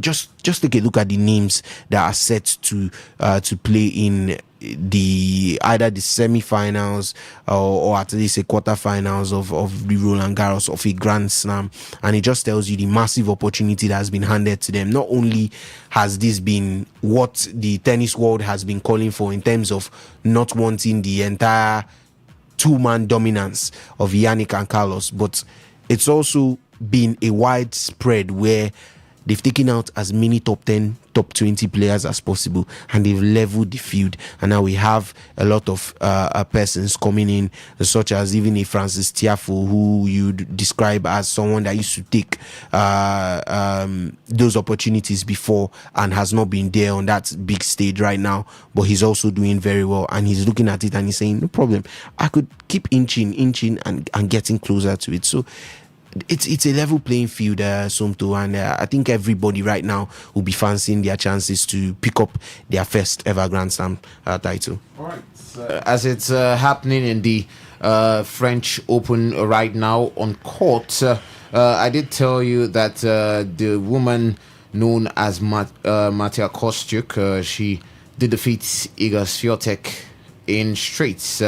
Finished 7-5, 6-1 in that particular contest. Matia Kostyuk against beating Iga Swiatek. Sorana Sistre also has booked a place in the round of 16 against Ziwu Wang, or she defeated Ziwu Wang in straights already. So Sorana Sistre, we expect to be seeing more of her in the French Open as it does continue. She did win that match 6-3, 7-6. Elena Svitolina needed 2 sets after she lost the first set to Belinda Bencic 6-4. She won the second and third sets 6-4, 6-love to also book her spot in the next phase of the competition. Mira Andreeva faces Gio Tekman, and Arina Sabalenka is up against Naomi Osaka also later on in the day. So no, that will be tomorrow. Yeah, Naomi Osaka against Arina Sabalenka, by the way, that is tomorrow,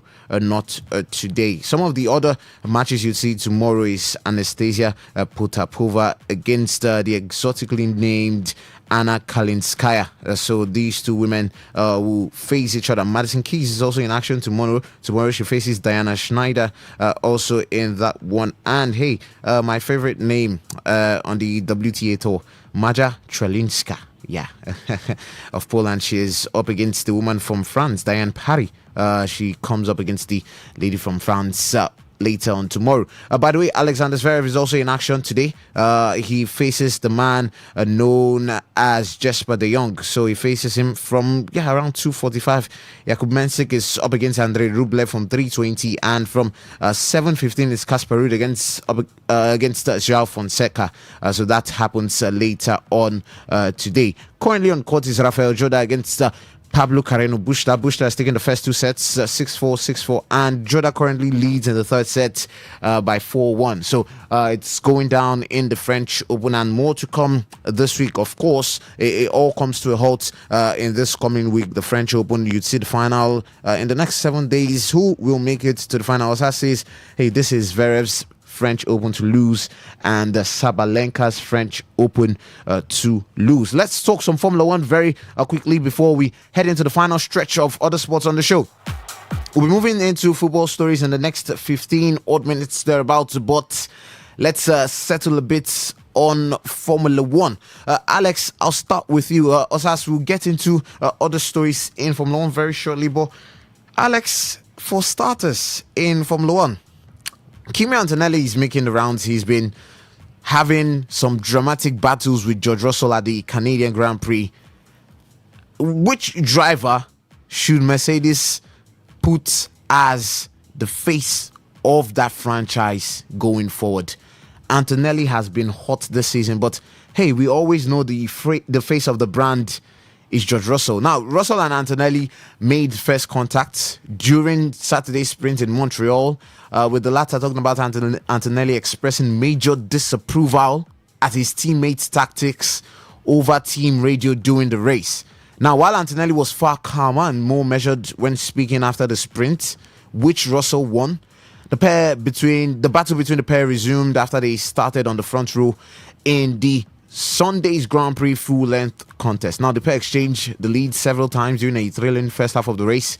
They were still going at it when the contest was cut short by a power unit failure for Russell, which allowed Antonelli to ease to victory and extend his lead at the top of the drivers' standings to 43 points. Alex, who should be the face of Mercedes going forward? It's been Russell from the start of the season. He started the season very, very well. But before I get your thoughts, Alex, let me quickly just rush to the phone line and hear from this gentleman or lady. Hi, good afternoon to you. Yeah, absolutely. My name is Somto Isaac. Okay, sir Isaac. Good afternoon. Somto Isaac, good afternoon to you. Shadrach. Oh, Shadrach, welcome. Really, talking about Arsenal game and PSG yesterday, right? No, we'll get into Arsenal very, very soon. In the next 14 minutes, we'll get into football stories. Yeah, we're discussing tennis and Formula One. Okay, all right. Stay standing by. Yeah, please do well to stand by, please. Alex, for you, George Russell, Kimi Antonelli, who should be the face of the franchise? I mean, it was easy to say last season when you are not a McLaren fan, or you're not among their board, or you're not part of the entire construction staff. It was very easy for you to just say, it should be the leader of the race that you're going to give it to, or the leader of the championship standings that you're going to give or put up as the face of the, even if it's not for anything, at least for one season, just to see how it pans out. But in this case, in this instance, it's a little bit different.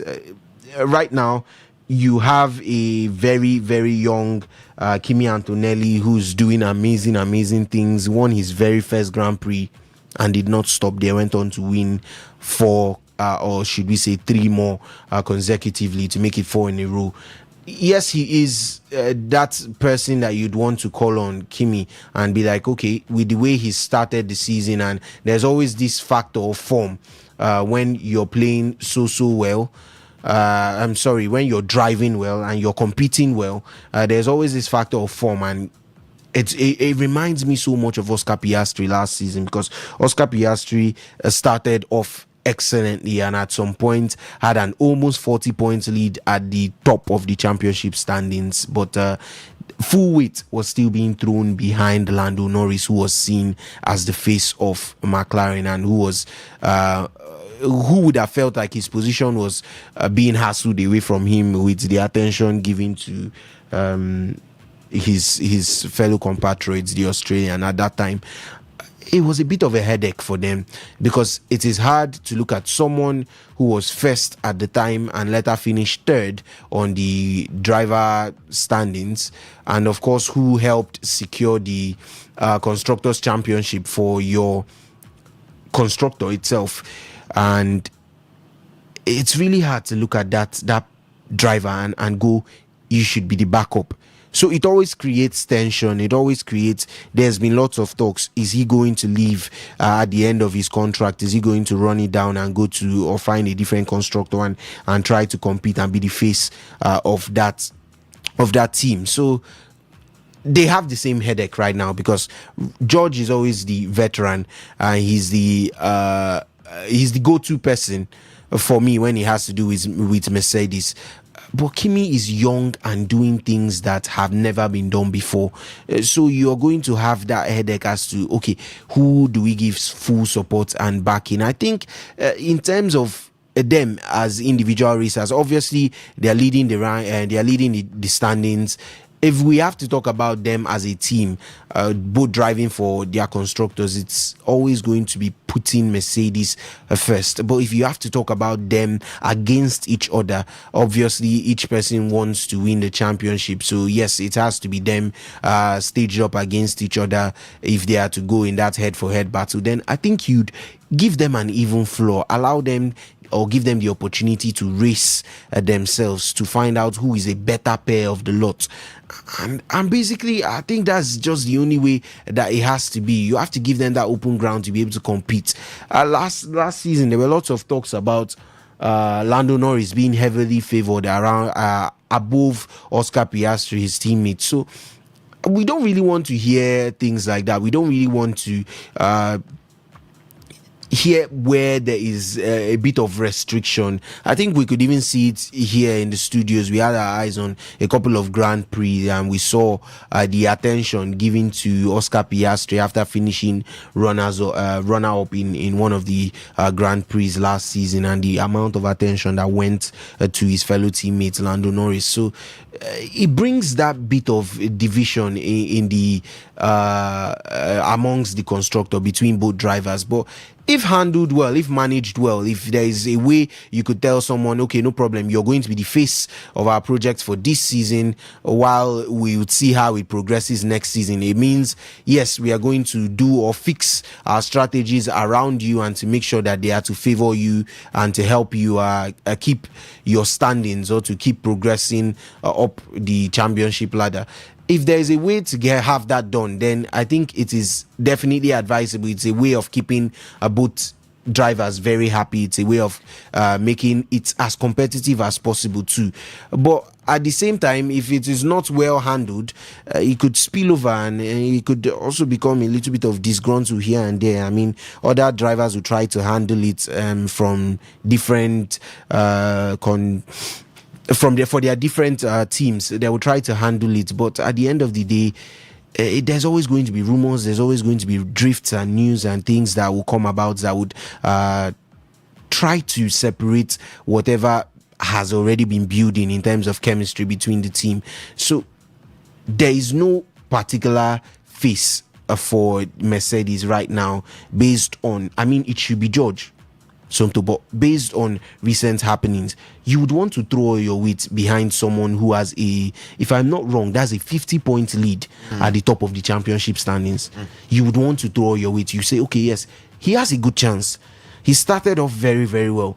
If we back him and we back George the same amount, then we know that we stand a good chance, obviously ahead on the Constructors' Championship standings. But for the drivers' championship standings, I think one, you let them race it out themselves in qualifying, in sprint races, and then two, you know exactly who to throw your weight behind, who wins the race, who is in pole position, who has a better advantage or a better starting grid when it has to do with your Mercedes driver. And I think that is the fair way to go when you say, okay, yes, this person is better, we'll throw our weight behind this whoever it is that is doing well in qualifying, who is on pole or who is going to be driving excellently. I think that's the only way to go about it. So I'd say there is no certain face to the Mercedes, just based off happenings of this season, and depending on how the rest of the season progresses. If it's anything like the first 5 Grand Prix, then throw your weight behind Kimi Antonelli and say, okay, let's see if we can give this 18-19-year-old his first championship at the end of the season. Before moving to football stories, very, very quickly, we'll do that in 5 minutes. Osas, let's talk about Oscar Piastri, because there has been some news reports linking him with a move to the Red Bull franchise. Now, for Oscar Piastri, we do know he is very, very much involved with rivals of Red Bull in Formula One, but then he's had some reports which he saw as flattering. Now, he described reports suggesting Red Bull have identified him as their number one target should Max Verstappen leave the team, as flattering, but then he said it came as news to him. Now, a report from Motorsports said between the Miami and Canadian Grand Prix suggested that Red Bull had identified McLaren's Piastri as their plan B if Verstappen was to leave at the end of the season. Now, we hear that Verstappen's contract at Red Bull runs until the end of the 2028 campaign, but there are known to be performance clauses contained in it, which would allow the Dutchman, who has repeatedly been linked with a move to Mercedes, to exit earlier in certain circumstances, should he wish. Also, very, very quickly, do you see Max Verstappen leaving Red Bull at the end of this campaign? Yes, his contract runs up until 2028, but then there are some performance clauses in his contract. And is Piastri the perfect replacement as the number one man for Red Bull if Verstappen leaves the franchise? I think, yeah, he could be the perfect replacement for Max Verstappen. As you well said, that's who they can build something with, and the perfect one is Oscar Piastri at this point. Oscar has tried to become the face of McLaren, but it's not been easy for him. We saw how last season panned out. It looked like he was going to be the one to win the Drivers' Championship. All of a sudden, it looked like the constructors tilted towards one side, backing Lando Norris to win that one, and it's all played out. So I think he's definitely an unhappy man within the McLaren setup. So if there is an opportunity to move to a place where he could be, or he could consider himself as the top gun, as the numero uno, then he would definitely want to do that. And the best place to go to right now, if the doors are open, is Red Bull. Because we know definitely Red Bull have been they've grown into a team that are serial winners in the world of Formula One.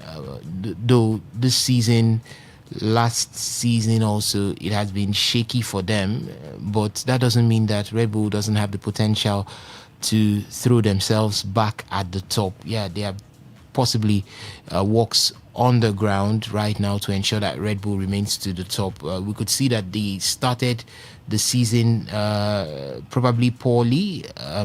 No Red Bull driver made the podium all through the start, apart from the Canadian Grand Prix, where Max Verstappen, for the first time this season, was able to make the podium, finishing third in that particular one. In Miami, prior to that, he didn't find his way into the podium finishes, finishing fifth in that one. And at the Saudi Arabian Grand Prix, which was cancelled, Bahrain cancelled, Japan, we didn't see him anywhere close to even the top five. He came in eighth, finishing that one. China, the same kind of experience came in. This time was even worse because he made it a double. He finished 16th. So you can see that there has been that call that improvement. That was one of the reasons why he had to give a shout before the break. Yeah, before the break in races, due to the whole Iran United States battle, which affected the races in the Middle East. That's Bahrain Grand Prix and the Saudi Arabian Grand Prix. He shouted out. He did complain.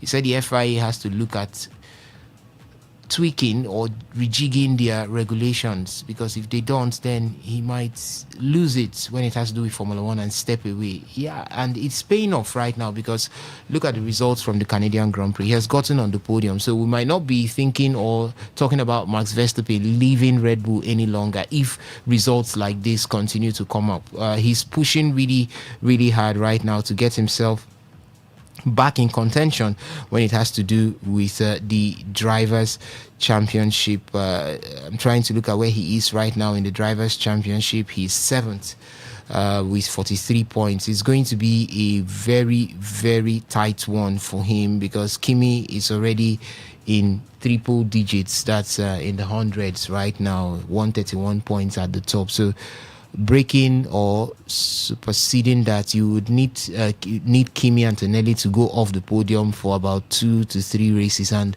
that will be a difficult one, because this season I don't even see Kimi going off the podium, because if he begins to go off the podium, that means Mercedes have started experiencing problems with their construction and their cars. But that doesn't seem to be the case, because Mercedes are one of the strongest constructors this season. So for Max, he just has to continue pushing, and let's see how well he could finish the season. At the end of the season, if he decides to leave, Oscar is the perfect replacement for Max Verstappen. Who else would we be looking at from that mix? Kimi would not leave Mercedes. He's beginning to build a life for himself in Mercedes. He won't leave Mercedes. George will not jump ships. He will prefer to remain in Mercedes and fight it all out. Not now, where even if he's going to jump, he's not going to go to a Red Bull. He might want to go to the second fiddle, who could be a McLaren, who would then come in and give competitions to Mercedes to see if he can actually make Mercedes feel the regret of maybe letting him go. Because for a man like George, if you leave Mercedes, you need to go to someone that can challenge Mercedes almost immediately, and that's not Red Bull at this point. Then you could also look at the likes of Charles. Charles wouldn't leave Ferrari. I think he has stayed too long at the Scudera to leave Ferrari at this point. So he's stuck there. I don't think he's going to be leaving. So which other young driver would you want to put in there who is experienced enough? It has to be Oscar Piastri. So if Max leaves, then it's a clear indication that Oscar Piastri has to get to Red Bull to replace him right there. Brilliant driver he is. We hope to see him even do better this particular season for McLaren. He sits sixth. Let's see what more he can do with what he has gathered already, 48 points, and there are still points ahead for him to gather. All right, ladies and gentlemen, still have a couple of hours at the midway points of the show, and it's at this point we switch to football stories on the show. We'll start with some European football before we switch it to the Nigerian scene from 4:30 p.m. But then, the delight of the Champions League final, review of what transpired in Budapest. Arsenal playing out a 1-0 draw against Paris Saint-Germain, eventually losing out on penalties by 4-3. We'll talk about all of that. And then the World Cup preview. Alexander Kabar is here to drive you through all of that. This is still Today Sports Live on your premium news, talk, and sports radio station. We are the voice of the people. This is Today 95.1 FM. Sumto Isaac here, Alex Cabaret here, and Osasi Kiwin is also in the house.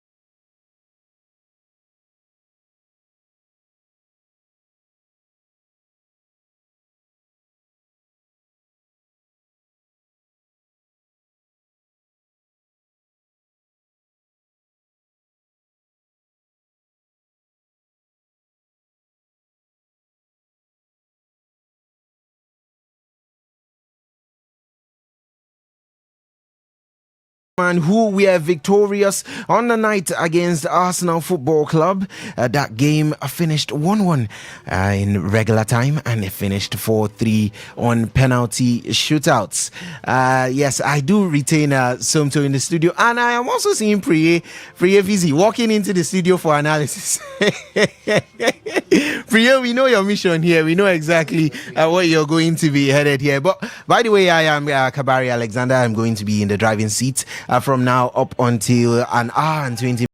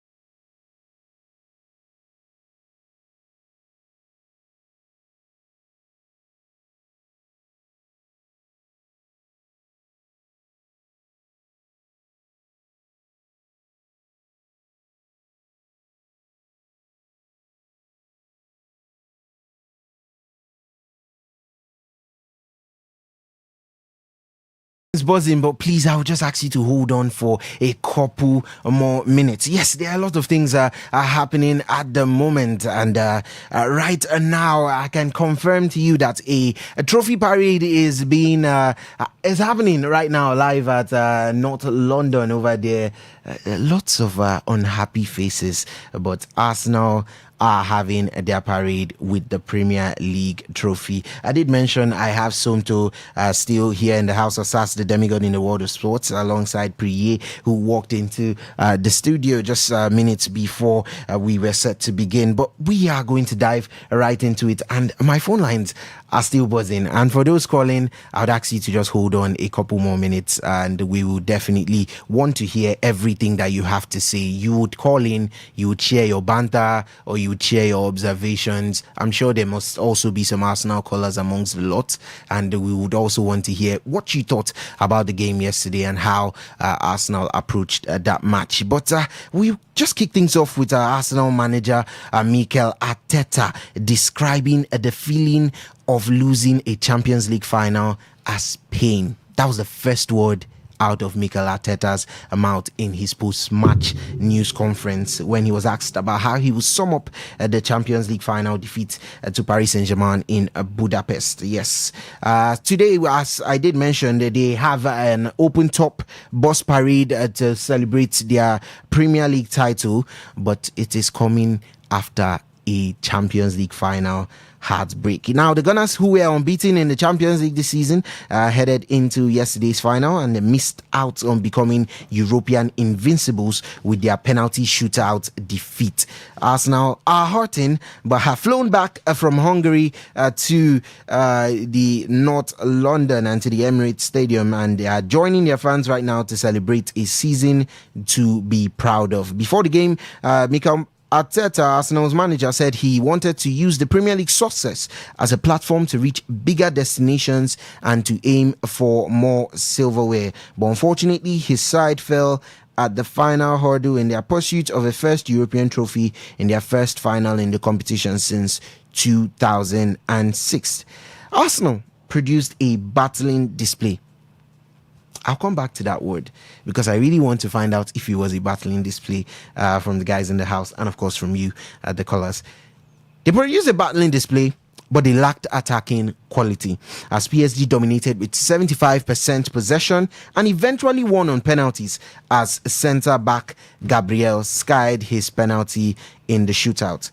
The Gunners have still had an excellent season, winning the Premier League for the first time in 22 years, but could the manner of the defeat be what pushes Arsenal on next season? There's been defeat after defeat after defeat. There was even the chant, second again, ole ole, for when they could not achieve a Premier League championship status. But they have done that now. And the question remains, will they ever be champions of Europe? Somto, I'm just going to come straight to you on this one, Somto.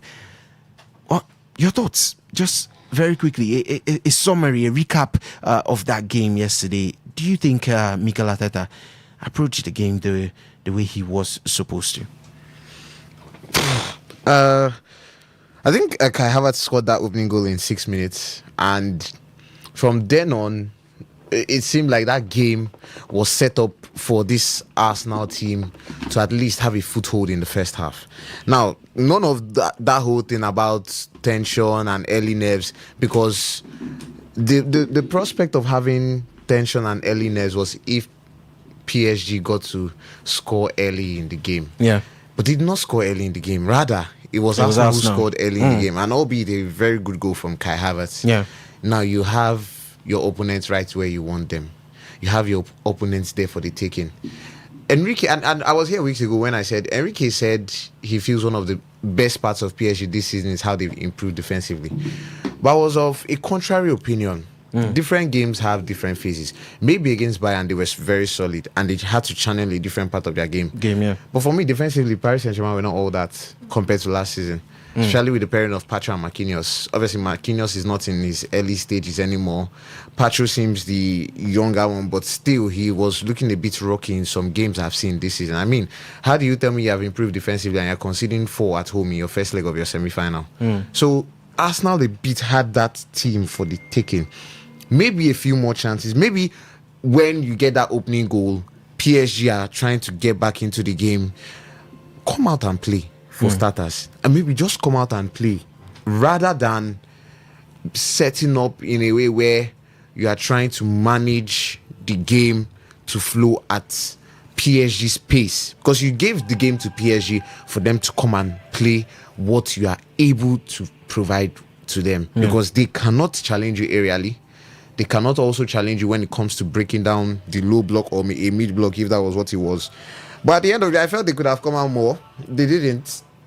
And you know the thing with some of these finals are not decided on, like I said, tactics or anything. Finals and big games are decided on margins. So those little margins, Mosquera was good, but still, he had that slight moment of madness. And when you face class players like this, that moment of madness will hurt you. And that was what PSG were able to get back into the game with a penalty.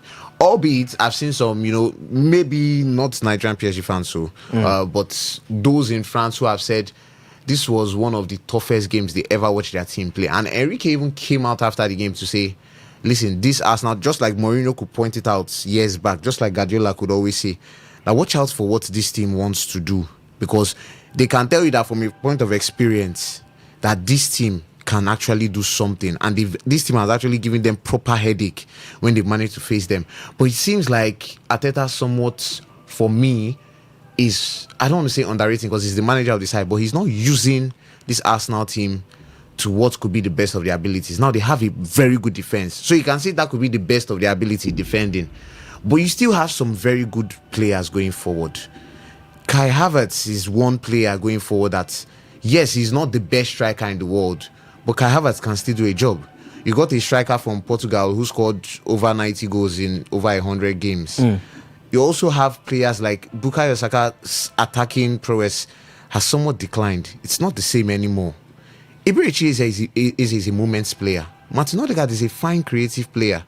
If on their day, these players, if they can harness some of the attacking player abilities of these players, you could sense that they could do more attacking wise. Yeah.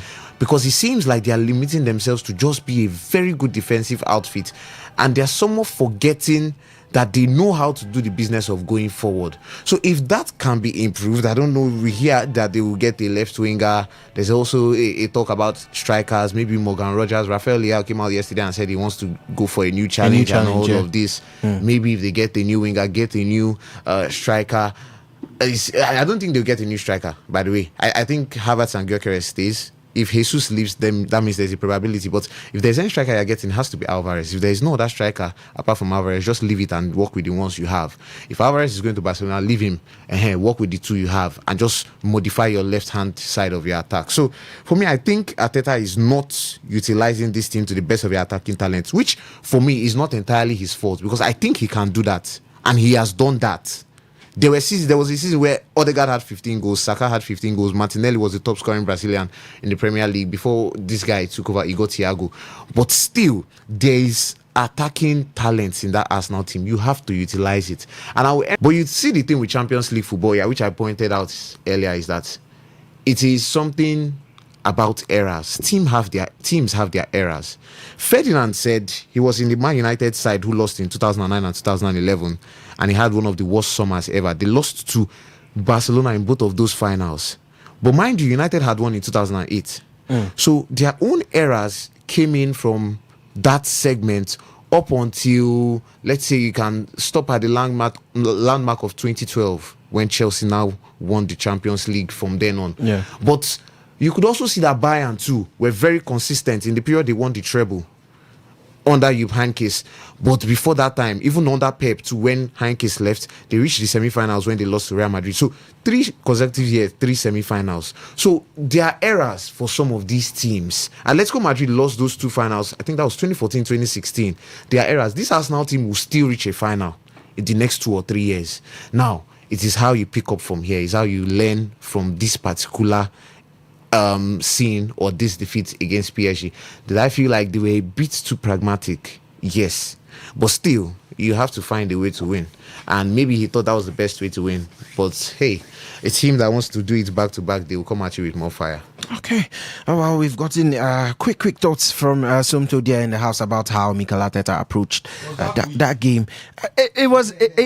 I honestly expected a little more from Somto, but I know that Somto at this moment he's trying to be conservative. When I give my thoughts, and I'm trying to come and give my thoughts on the show, I will not come fast and give it. I will not give it fast. Okay. You understand? Yeah. I have to be systematic about it. I have to break it down into a little slow pace, and so that you can. Sorry, not you can feel it. So that people that. Okay. So yeah. I have this comment here from Ernest, of course, Ernest from Woji. He says, if you see how Vitinha was dominating the midfield, you would immediately realize that Rice is just food. Thank God Arsenal won the English Premier League this season. If not, Osas would have defected back to Barcelona again. I remember Osas shouting Rice for Ballon d'Or because of long throw against Burnley and West Ham. Somto, you go explain tire. Okay, Ernest from Moji. Thank you for that one, bringing the banter as always. This one is from Donald from Igruta. He says the Gunners did not manage their game plan well after their early lead in the 6th minute of the first half. And Osas, that was my next question. They were in an ideal situation, an ideal spot. Took the lead in the 5th minute, and all week long we've been seeing banter of if Arsenal score first, close church, we don't finish. What exactly went wrong after Arsenal took the lead? Is there a different approach taking the lead so early in a final? I think no different approach. What really happened was that they didn't evolve. In that it was quite clear that Arsenal were not going to play the ball against Paris Saint-Germain. See, you can't play. I don't think there's any team that could play the ball, like take the ball away from Paris Saint-Germain and play the ball in this particular season in Europe. The closest to that is Bayern Munich, and they couldn't do it. See, Paris Saint-Germain has got a well-orchestrated midfield that would always come at you. Did you see João Neves yesterday? João Neves was a horse. He was doing more than he could do. Vitinha the same. Fabian Ruiz also. Yes, where they had their lapses were in their defense line. So for us now, you didn't explore everything you needed to explore very well. I thought as much that Mikel Arteta would have thought it wise to start Victor Gyökeres. For me, though, fine, Kai Havertz got the goal. Yeah. But after that, after a while, he should have thought of bringing in Victor Gyökeres the next, because Victor is a bullish striker. Yeah. And that is what Paris Saint-Germain would have needed at that point. You should understand that you take the lead, Paris Saint-Germain will come at you with everything that they've got. Therefore, they will leave themselves open a bit at the back. So what do you do in that case? Since you are a side that is well structured to be a defensive team. See, Arsenal has not played the ball against I can say against any team this season. The best time I saw them play the ball was against Newcastle. Also, earlier on in the season, at some points, we saw them play the ball. But the majority of the season, Arsenal has been that side that will soak up the pressure, most likely get the goal and hold it on to the end. And maybe that is what Mikel Arteta wanted to play with in that Champions League final. But just like what Sumto said, the Champions League final is not a final. It's not a game where you just have to stick to status quo. You have to stick to structure, obey rules. See, it's defined by moments of brilliance, and I can't forget the 2002. Was that the Champions League final? Real Madrid and individual brilliance like that. So you that's exactly what former Manchester United striker Wayne Rooney talked about yesterday. He said when he has been saying things about Mikel Arteta's philosophy, everyone has been coming for him. That it is the same thing. You don't go into a Champions League final trying to play by the books. You go there and you explore. That's exactly what he should have done yesterday. After a while, bringing a bullish striker up front, someone that, and the instruction you're giving to Victor Gyökeres is disrupt whatever is called the central defense of Paris Saint-Germain. Yeah. And you're telling your wingers, see, watch the man up front. I'm not even giving him or putting on him the duties of going to get more goals. He's just there to disrupt. See, if he can go in, he gets the penalty. If he cannot, disrupt them and let it open at the ends. Hey, guys at the ends, make do of what you have. We know very well that Mendes, being their left back, Nuno Mendes would be advancing a lot these days. So try to catch him sleeping. You know very well Hakimi would also want to advance a lot. Try to catch him sleeping. Go right behind him. If you can't beat them, let them cut you down. These are instructions that you give.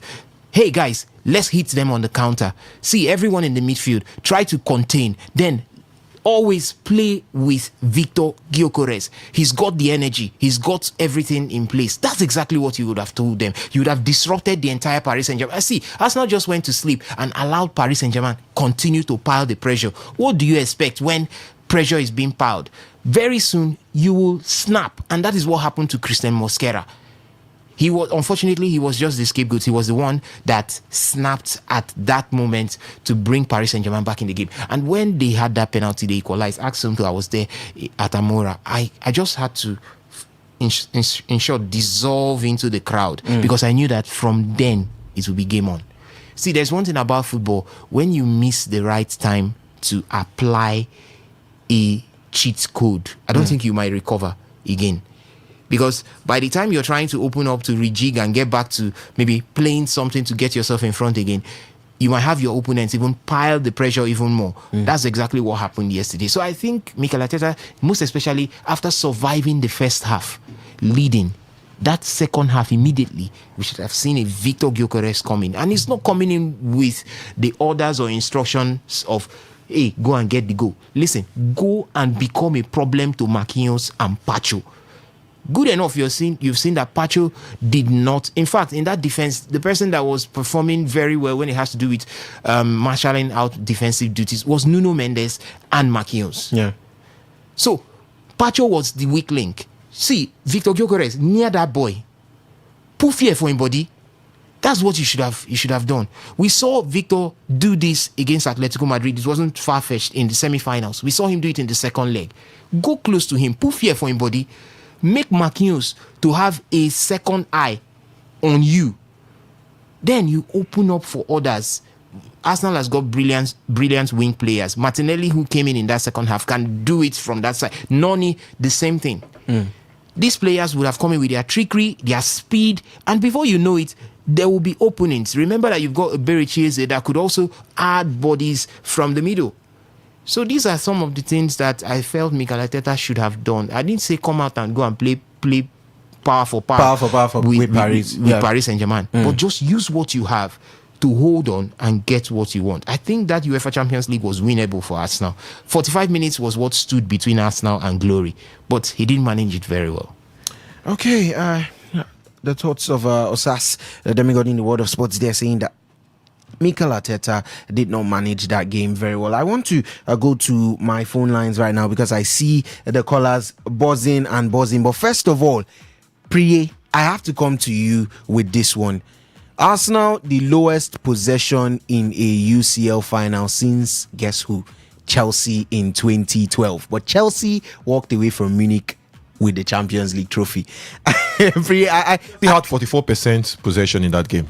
In versus Bayern Munich, yes. in the 2012, that was an 80 to 20%. No, in some part of the game. No, you can Google it. No, I meant full time. I meant full time possession at the end of the game. I need to verify that, but I think it was 44% the last time I checked. They said it's over 30 years record.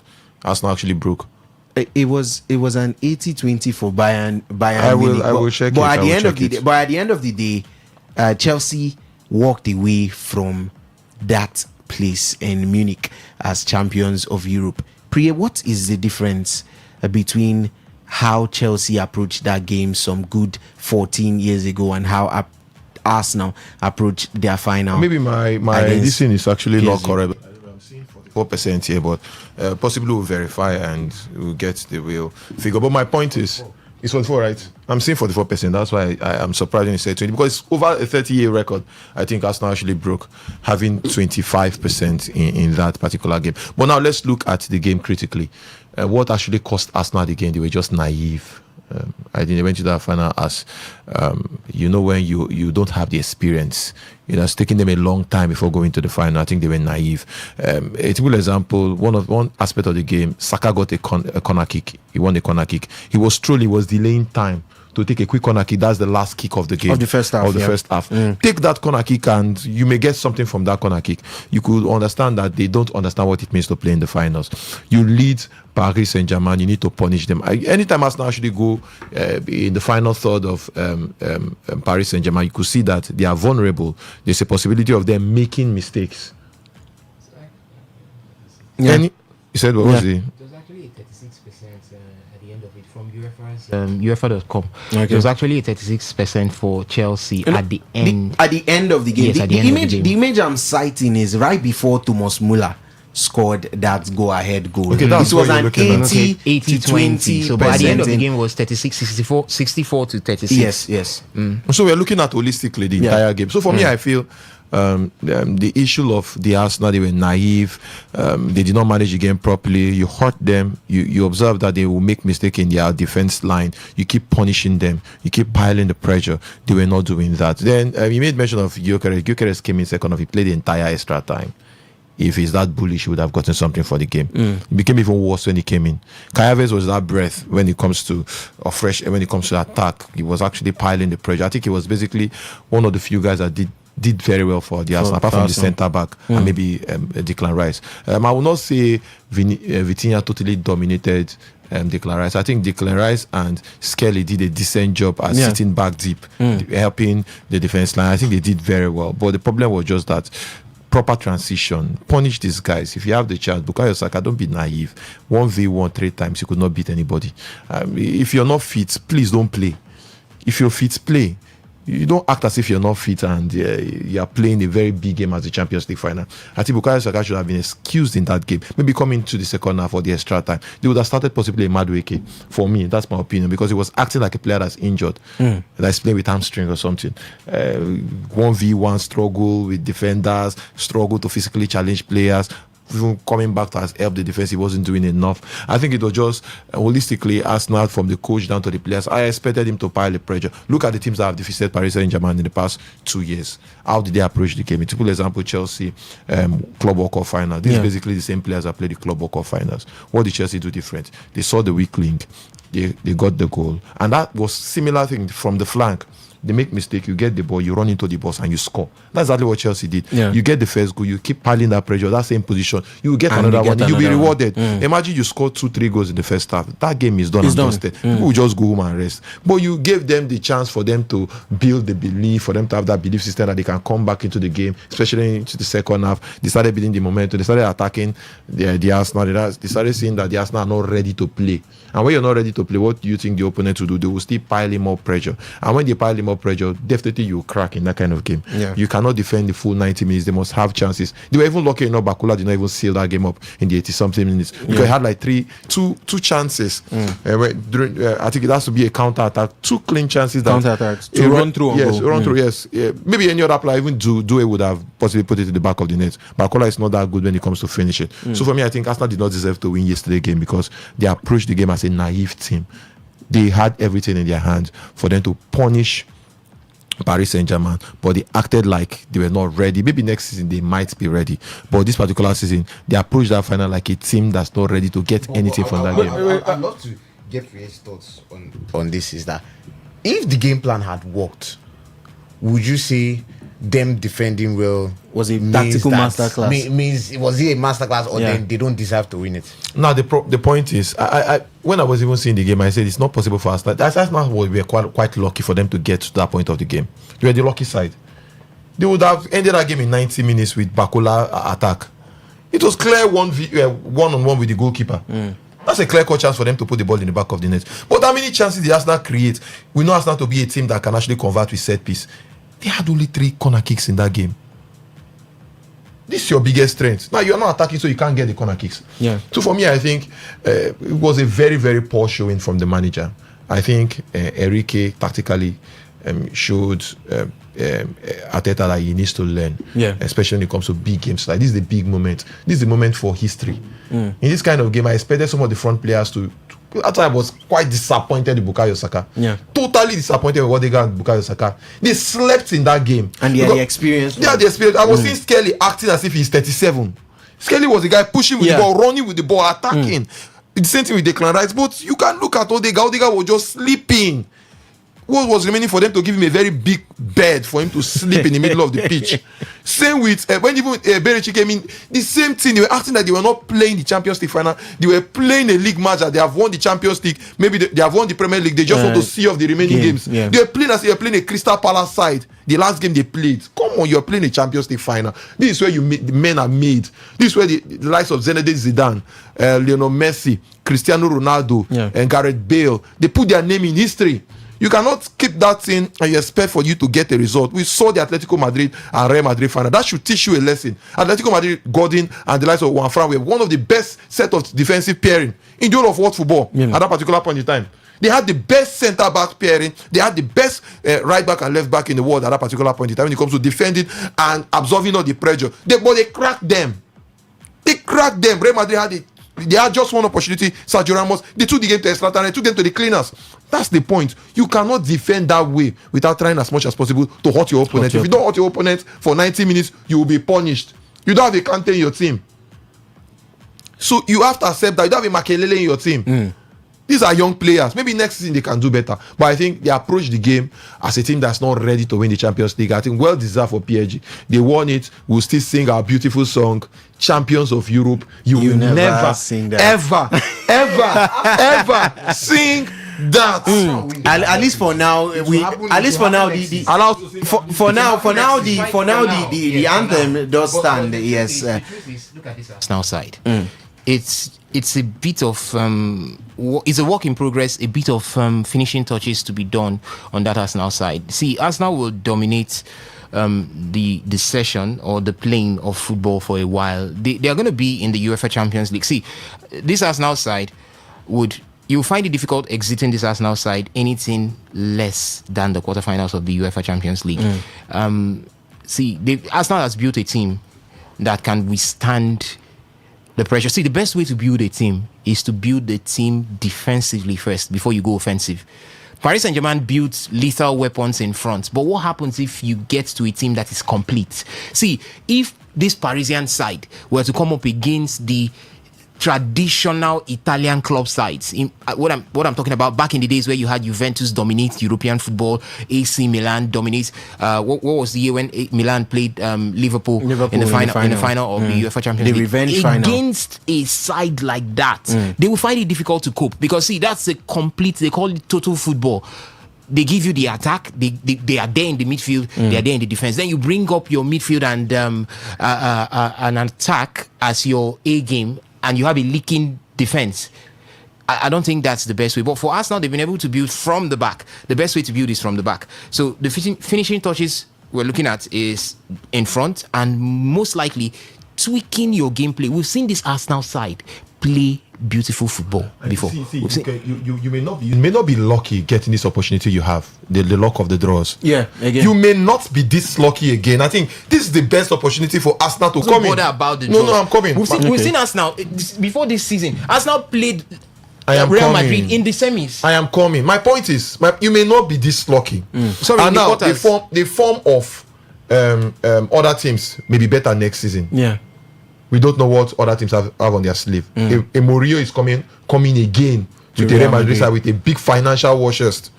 A Paris Saint-Germain want to compete next season and strengthen their team. Yeah. A Barcelona possibly will strengthen their team with their signings. What we are saying now, the intention of trying to compete in Europe. Yeah. Same with a certain Liverpool sacking them. You look at other teams too. Everybody will strengthen their teams. Bayern Munich will strengthen their team. So you may not be this lucky. My point is, when you have this opportunity. No, definitely Arsenal will strengthen, but not in the forward line because it will be insanity for Arsenal to buy another striker when you have a Gyökeres. Maybe we'll give him another chance. But my point is, this Arsenal team right now, it was in their hands. This is one of the worst Paris side I've watched in years. In like 3 years. Maybe the last time was the Messi, Neymar madness. I'm talking about this correct Enrique side. I've seen a lot of their games. I did not enjoy the game yesterday from Paris Saint-Germain, to be very, very honest with you. I was not seeing that fluid nature of the Hakimi and the Mendes. Mendes had few spark in the game, but Hakimi totally, all his crosses were quite poor. Not the Hakimi we used to know. You look even in the middle of the park, Neves was struggling. We just had a very good Vitinha. Fabian was also struggling. This is not the vintage PSG team we saw last season where we had a sparkling Let me just ask a question to you. This same team that played the Bayern Munich in the semi-finals, was it a vintage PSG? Was it an impressive PSG It's team? not an impressive PSG team. The one that played the Paris That's what I'm saying. It's not an impressive PSG team. They conceded easy goals. The way they play, it was just came that. To the Alliance Arena and came up with Paris and that's why I said Bayern. They were strengthening their team. Bayern Munich, you look at that team, they have a lot to do from the midfield to the attack, especially their defense line. That's the team they played against. Paris Saint-Germain has a lot to do. Marquinhos not be playing regular football next season. So possibly we're thinking about strengthening their defense. Yeah. And basically other teams will study the way Mendes and Hakimi play. So possibly next season, people want to know how to cage them. So they'll be having other options. So my point is, when you have opportunities like this, you have to grab it with two hands. You have the opportunity to punish their defense line. I think he's coming from the point. He's coming from the point of the. They call it the luck of the draw. The luck of the draws. Leverkusen and Sporting, and then Atletico. You are building momentum to the finals. The thing is, yes, you can cite the luck of the draw, but a lot of these teams too will also be scared of Arsenal next season, because, like I said, we are in Arsenal's era now. No, I totally disagree with you. We are in Arsenal's era now. You know I disagree with you. You won the Premier League title with none of your players in the top 5 goal scoring shafts. That's the problem. That is not a factor. That is you check the assist. It's a factor. As long as everybody is scoring, as long as everybody is contributing, you don't need. It is a factor, especially when you go into cup competition, because your league form is like a marathon. You build momentum into cup competitions. When you need a player to score over 20 goals, is when you don't even have goals from any other place. No, let me explain this to you. Now, if you look at the side they built over the years that dominated Europe, you start from the Italian side when Mourinho came into that team. The first season they won the Serie A double. They did the double. The next they won the treble. You watch that particular. They had a starting Diego Milito. They strengthened the team and they brought in Samuel Eto'o. You look at the midfield, they have Cambiasso. You look at the defense, like, oh my goodness, they had players that can actually go in and punish any team. They were beating their team. They were quite strong. Attacking wise, a Milito will give you more than 20 goals. Ibrahimovic that was there the previous season will give you more than 20 goals. Eto'o will give you at least 15 to 20 goals. You look at the other side again, Pandev will give you 10 to 15 goals. You look at the midfield, Cambiasso will give you double figures. Now when you have all these players in your front line giving you double figures, you are as good as winning the league, winning the Champions League. Because the league form is what you take to the cup forms. Now let us leave that team again. We'll go to the Real Madrid side. Gareth Bale will give you double figures. Benzema the same thing. The worst Benzema will have 20. Now you go to the Liverpool side. They built over the years. The Mohamed Salah will give you double figures, give you close to 20. Mane will give you close to 20. Even the Firmino will give you. Firmino will give you above 10 goals. These are trio in front. Even the midfielders also contribute. I want to leave that. I want to go to the Manchester City side. You have a certain Haaland. We have other players playing with him. Those players will give you double figures. Now when you have a team that your front players, it's difficult for them to get double figures. It's a problem. A very big problem. Defensively, you might be good. But when you win those competitions, you need the brilliance of those players with the form of those players. A typical example, if they had a player like Emilito, yesterday you score out of nothing. That's what Kai Havertz, the little spark of Kai Havertz. If they had that kind of player too, yesterday, they would have converted like 2-3 chances. They would have won that game. Even without nothing, you score out of nothing. We have seen Drogba score out of nothing. The keeper will just play the ball, he shares the ball due to club form, push the ball this way, shoot the ball into the back of the net. That's exactly what I expect Arsenal to do. They need to build this mindset in their players. They need to get players with those kind of form. But I think they may not buy striker because they have spent a lot this season. That's my thoughts. Why I'll tell you that we are in that Arsenal era is because yes, the goal scoring thing is something that can be worked on. It's something that can be worked on with the attacking. I pointed out that Arsenal have good attacking talent in that team that can be harnessed to full potential with the head coach. But one of the reasons I'll tell you why it's the Arsenal era now is the fact that they've had that building phase. The Arsenal era referring to just England or Europe? In Europe. Okay. In Europe. It is that Arsenal era. Look at their last two performances in Europe now. Semi-final and finals, which was Real Madrid. So who says that this team cannot still improve next season? The ceiling is always there for you to eclipse. Now look at the age of the core of this team. Now they have broken that ceiling in the league by winning the Premier League. Now there's a little bit more flexibility in how they can go about it next season. David Raya can still give you 8 years of active goalkeeping service because he's 30 years of age. Jurgen Timber is 24. Gabriel Magalhaes is also in that. So I have their full list of age. Magalhaes is 28. Saliba is widely considered as one of the best defensive talents in the world. He's 25. He just signed a new contract. Calafiori that we're talking about down is 24. Same age as Nkapie. The Mosquera that is comfortably being a good backup who can still improve is 21. Now you enter into the midfield. Declan Rice, Odegaard, Zubimendi, Eze, all of them are 27. Look at Mikel Merino. He's 29. Max Daumann is there at 16. Now go forward. Yes, I've said Bukayo Saka's form has not been the best, but he's 24. Havertz is 26. Martinelli is 24. Trossard is on the white side of things. Gyökeres is 27. The ceiling is there. Now, when I mean eras, I've pointed out teams that in their own eras, they get to good positions in Champions League games. I've pointed out Barcelona when they had that MSN side. They were slowly creeping. Barcelona with Pep Guardiola won the Champions League back-to-back 2 times in 3 years. Now look at Bayern too. Some of these, Real Madrid did a 3-peat. PSG have done back-to-back. So in that era, that particular zone, you have a window. You cannot do it. Even they are building to that particular form. Like 2 seasons before they won the Champions League, the treble, or you could go to the Barcelona side and or building into that particular team. Lionel Messi will always give you good figures. Before they got the MSD or the MSP. Basically. Before that particular time, Lionel Messi, even a Sanchez in that team that left for Arsenal will give you good numbers. David Villa will give you good numbers. But you look at this Arsenal side, the front line, I'm telling you, for them, you cannot teach old dog new tricks. You can't teach old dog.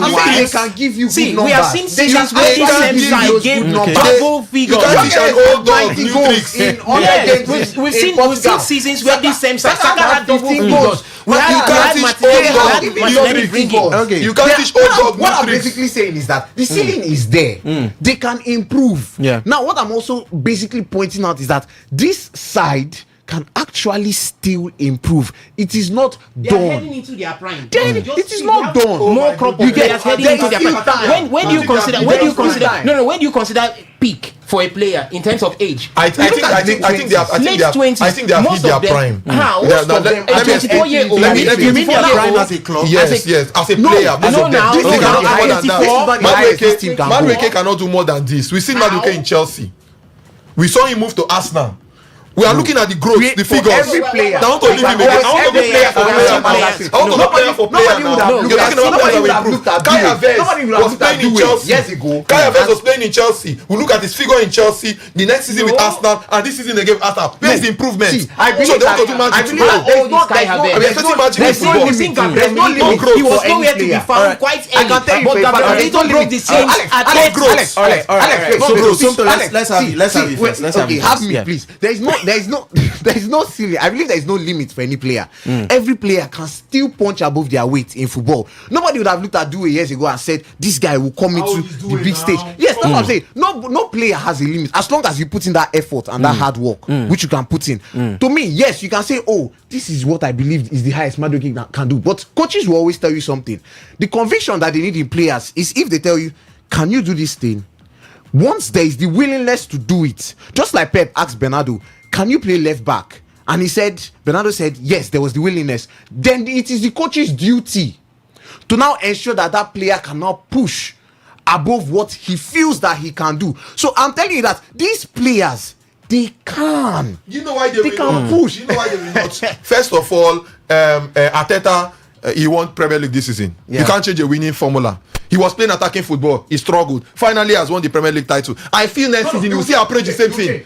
He will approach the same thing and he will be punished next season. He will change the formula. He will change the formula. And the main thing why this team will now get into that zone of domination is because why? And I'll just wrap it up like this. Is the fact that for me, they have done the Premier League. It will continue happening. It doesn't stop there. You have now broken through that ceiling. It's now for you to maintain the standards which they now want to do. So they are in that zone. Like I told you, Ferdinand said, you are in that zone right now. You just need to maintain it. Today is break the first of May again. I will play them this audio next before the end of next season. I'll play them this audio. This particular 31st May. I'll play them the audio. Also, very quickly before we head to the yes, Alex. See, one thing I was happy about yesterday. In fact, part of me wanted Arsenal to win, for the first time in a while, getting into the finals. The other part of me wanted Arsenal to get this experience because this is the first time this crop of players together have gotten this experience. That's the most important thing. See, when I came out yesterday, what did I tell you? I said this Arsenal side will return back to the UEFA Champions League final because these guys have gotten this experience. Just like what Somto talked about here. Look at their ages. They are heading into their prime, I must tell you. You have more of the crop of players at 24, 25. When do you begin to see players blossom, bringing in? Look at the likes of Luca Toni. Look at the likes of Gabriel Milito. Look at the likes of Miroslav Klose back in the days. These guys were guys that came into the heat of it at the tail end of their career. See, 28, 29, 30, 31. At these periods, these are where you see some guys up front. You see some guys in the midfield become dictators. Yes, we saw the best of Andre Pirlo when he stepped into this area. So these are periods where you have not seen the best of Martin Odegaard yet. When he steps into that area where he gets to sit down and he says, I'm a paparazzi in this area, you begin to see him dictate play. That's one thing that he has not done. Yes, that's one thing that we have not seen from the likes of Martin Odegaard. Okay. You know that period where you are like a Nedved, you dictate the play. No matter the midfielders you see around you, you tell yourself that, see, at this point, I am the alpha and omega in this midfield. We want to see that. We want to see Arsenal players gain this experience, step into that stage, then we'll see what they do with it. But I must tell you for a truth, Arsenal will get back to the UEFA Champions League final. Okay, things are heating up over here at the studio. Lots and lots are flying around, but right now we are going to head to the phone lines to have your thoughts, your contributions, and your say on everything that we have spoken about the Champions League final yesterday, where Arsenal did lose out to Paris Saint-Germain. 0810-9510-951, 0810-9510-951. My phone line has been buzzing all through the show, so it's time to take those calls. It's time to also take your text messages. 0810-9510-951. Hello, Kada. Good evening. Oh, good afternoon. Welcome to the show. To you. Yeah, welcome to the show.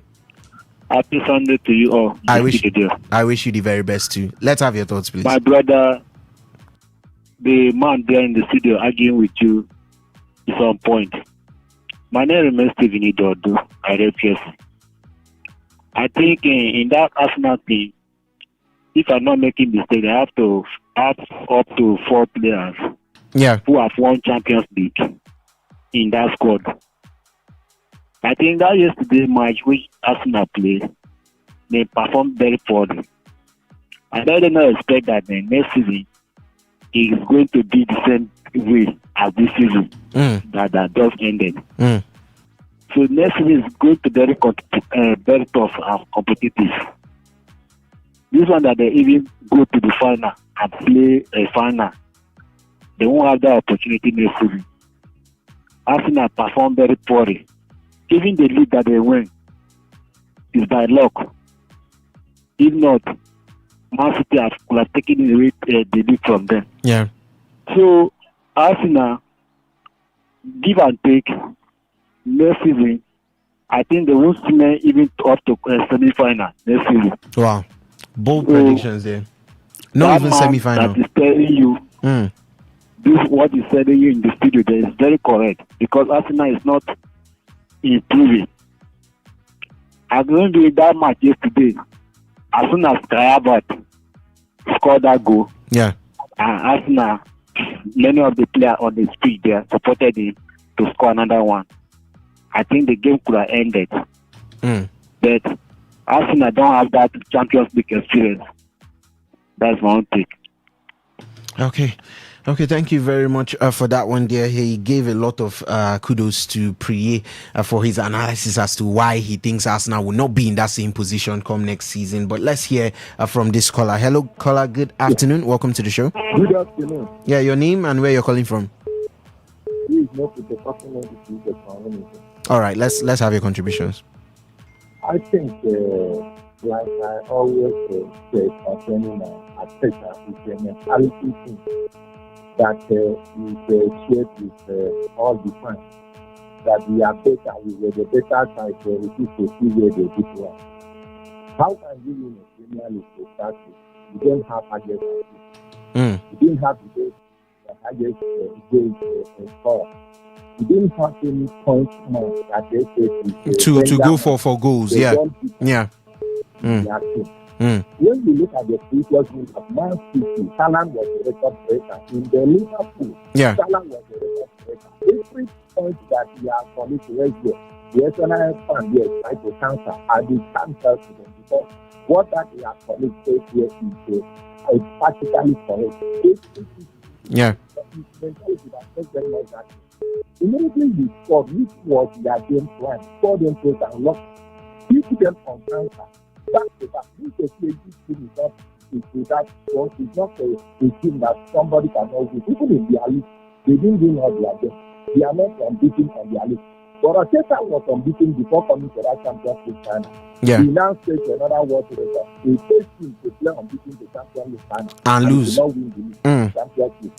Because even after that year, he did not lose. Because in the 19 minutes, he was broken. But because of his mentality, he believes that what is this is absolutely the best way. And he plays it, and like you said, the 25 points to something. The Champions League final, which is the meant to know. You are playing the champion of another league, not a champion of the CPL. You know that they will find the better, and if you take that and reach record, I don't think he has played up to 2 finals. He has played 18 or 12 finals. It is a practice, it's a grandmaster. It's not somebody that is just come with the anti-shot or lock up. If the Saka pass was counted, which was a proper pass, which the Saka handled the ball and which nobody pointed out. Nobody looked at it. If Barcola had scored twice, Barcola was one-on-one with the keeper, which was easy to score than what had a score. Barcola to play the ball away. It would have been 3-1. If you look at the position, one shot on target for 90 minutes and 120 minutes of football. One shot of target. You have one shot on target. In a chance, the break of the their prime. When people are in their prime, go and say what to take people in their prime. Even a Atletico Madrid, it's when they were in their prime. So I think what the opportunity of people in their prime, even Dortmund.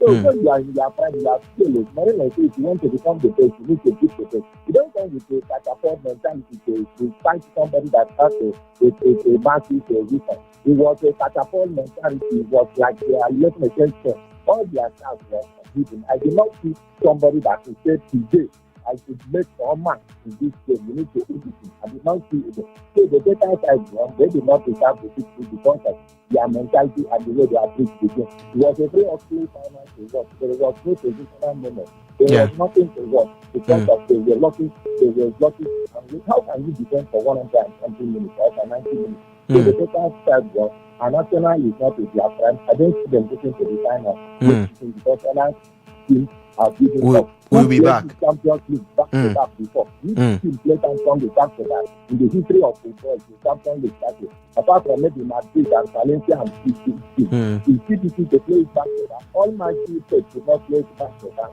All my teams play did not do it. The CPC they come back next season. It's not easy. So I'm not see them coming back. I see them fumbling their chances. If they would have made their name in big and make noise with their time. But for somebody like me, I was very happy because I think I feel quiet because my big brother in the session of my teacher, he said they have already run to replace by their court in India. And that they have already taken the court in India. Okay. Happy. Okay. But then going back to the house with their court, they come to PSG. Okay. Okay. Just very quickly, there. I was going to ask, but then the call has already been dropped because you said something about Arsenal not being able to retain that level, and I'm asking, is it going to be an Arsenal fall off, or are the rest of the teams going to step up? Let's hear from this next caller. Perhaps he'll be able to answer that question. Hello. Good afternoon. Welcome to the show. Hello, good afternoon. My name is Ekene. Okay, Ekene. Let's have your thoughts very quickly, please.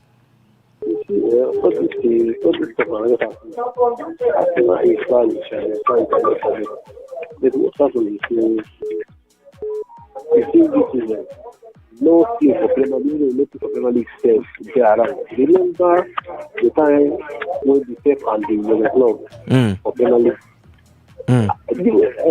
Liverpool will reach 90 points. The local league. 37 points. Because you already 98 points.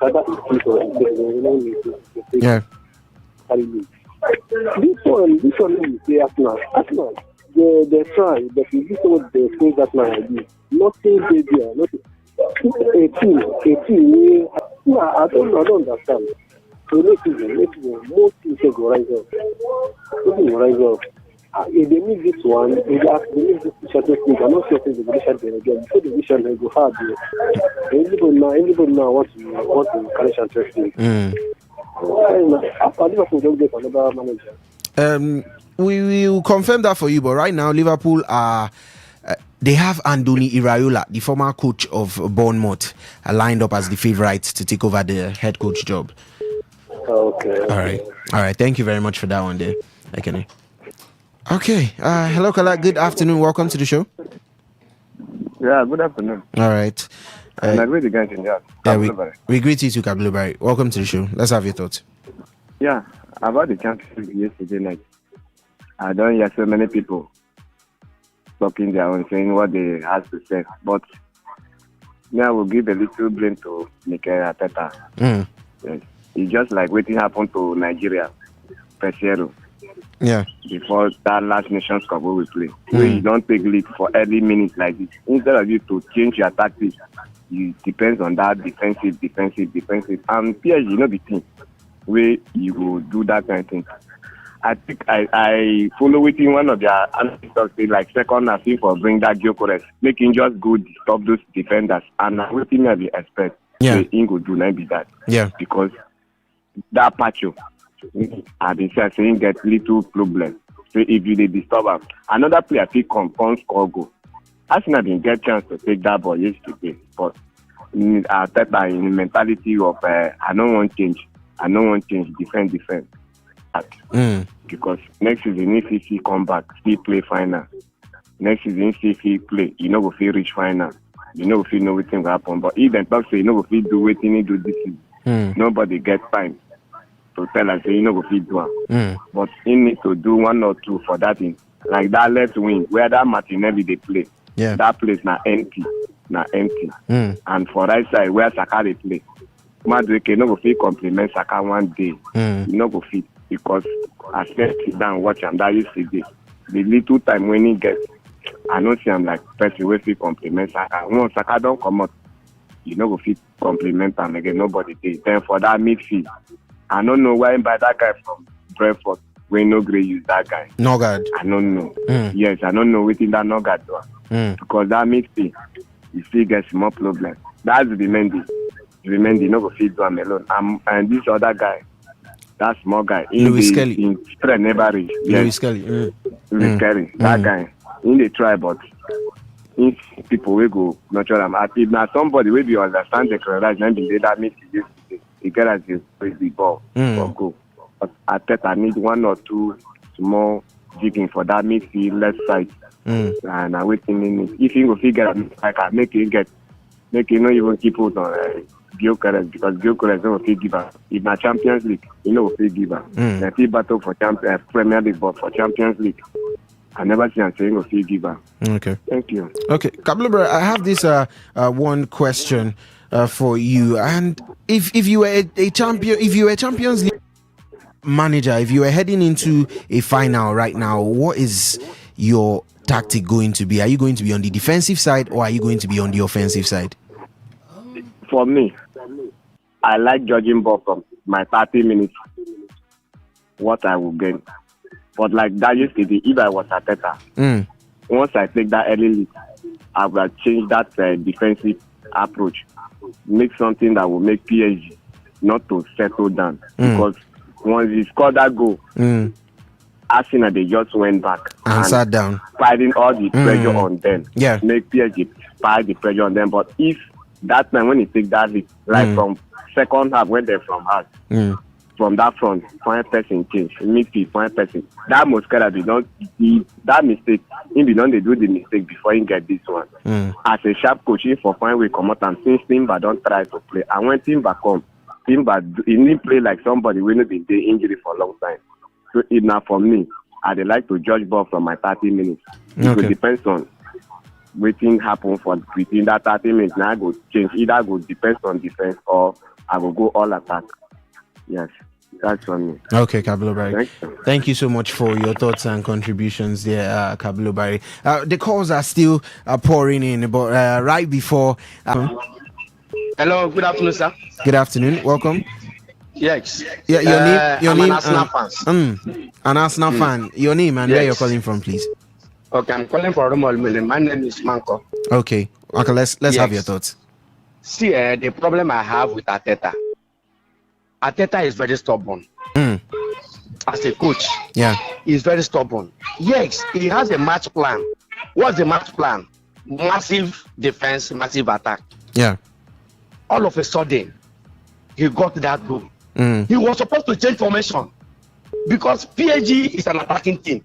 Arsenal is an attacking team. Oh yeah, no good idea. As the attackers would attack them. Okay. We have one already. We have one already. So they will be conscious of their defense. Yeah. But for him to sit back and invite pressure. The ball finish. The ball got finished. Or the guy was not on that ball. Saka was not on that. In fact, I want to believe that these players has an injury towards the end of this season. They have injuries. Please, I don't know how to reach Arteta.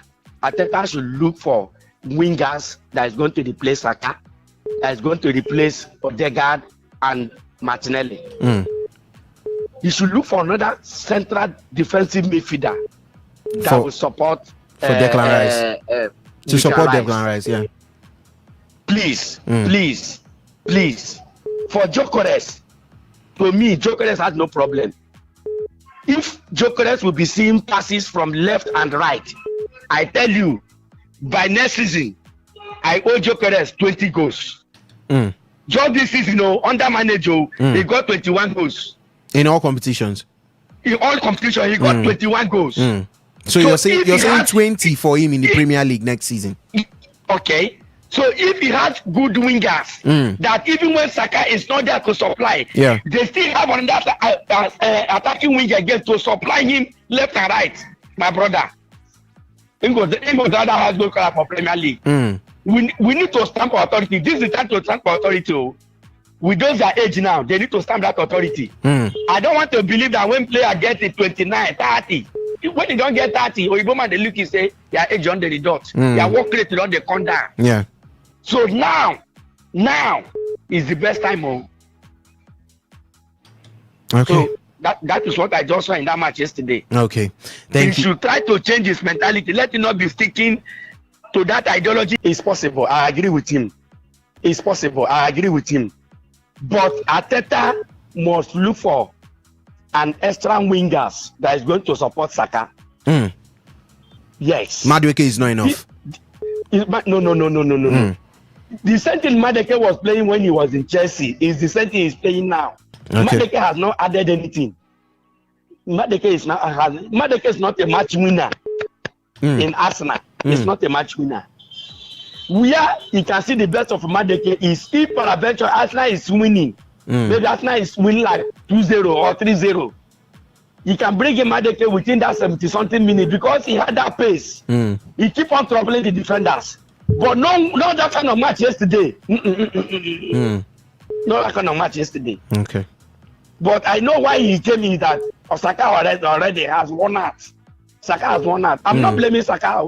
Saka play Carabao Cup. Remember the time of Arsene Wenger, my great coach. Most of those Carabao Cup and Carling Cup, he does not even use play like Saka.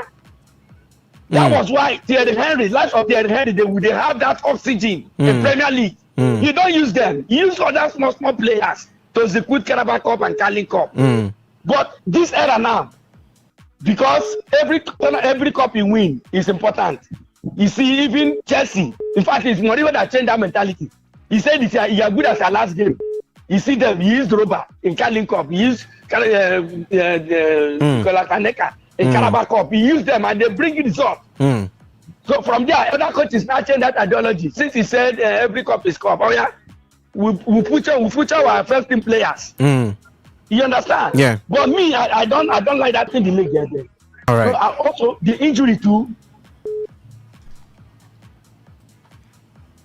Hello? Okay. Seems like we've lost that call there, but he had a lot to say. Very, very interesting take there.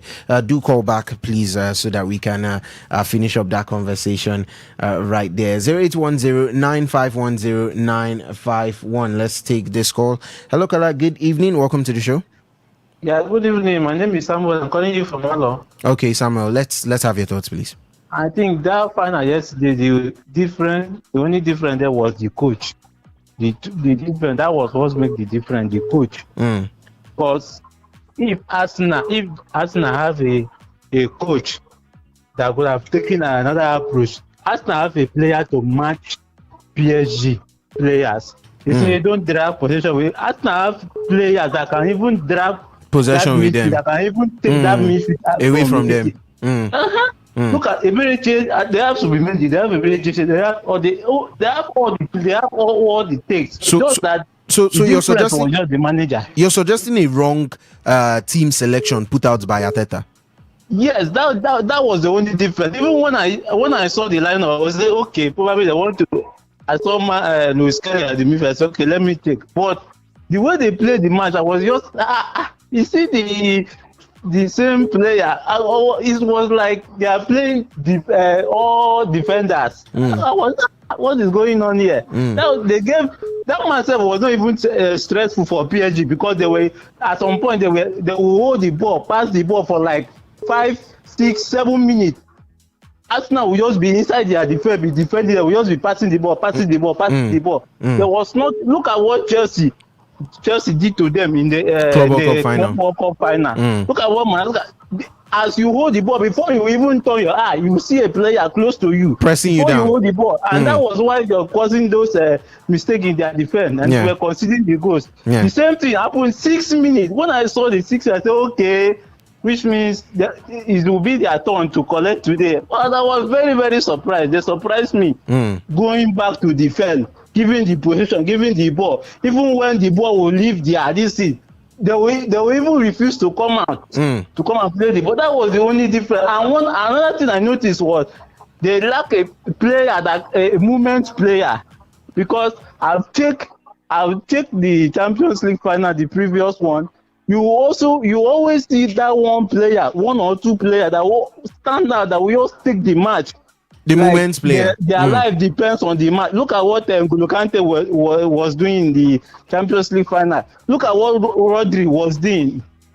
So that player was looking for that player inside Arsenal, but I was not seeing anyone. I was even depending on Declan Rice, but Declan Rice also tried his best, but it was not enough. So if Arsenal can be able to fix that problem, I think the coach, I don't know, you need to.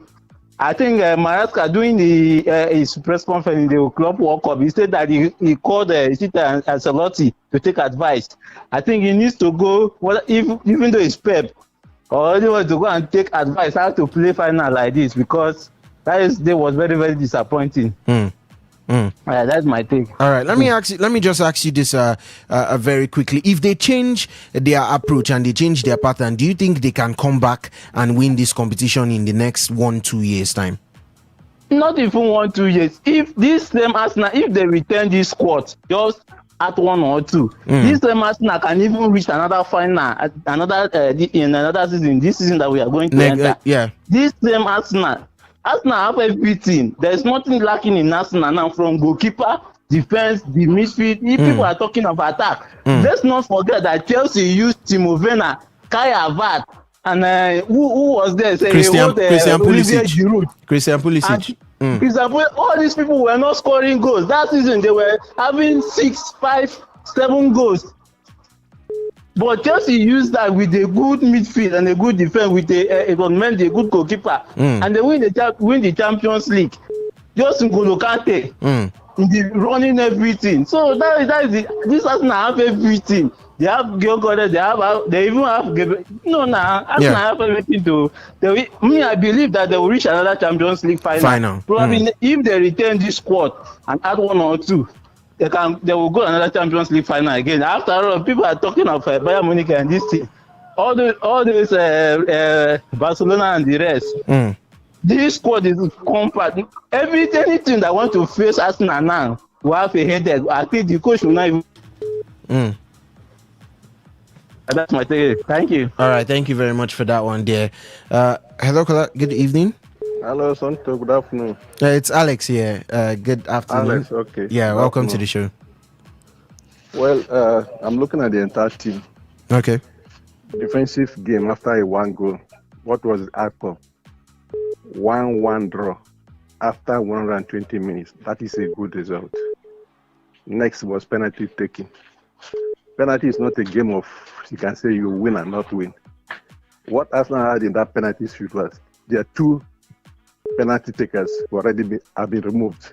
Talking about Saka and Havertz. Are you following? Yeah, me too. So that is a problem on their part.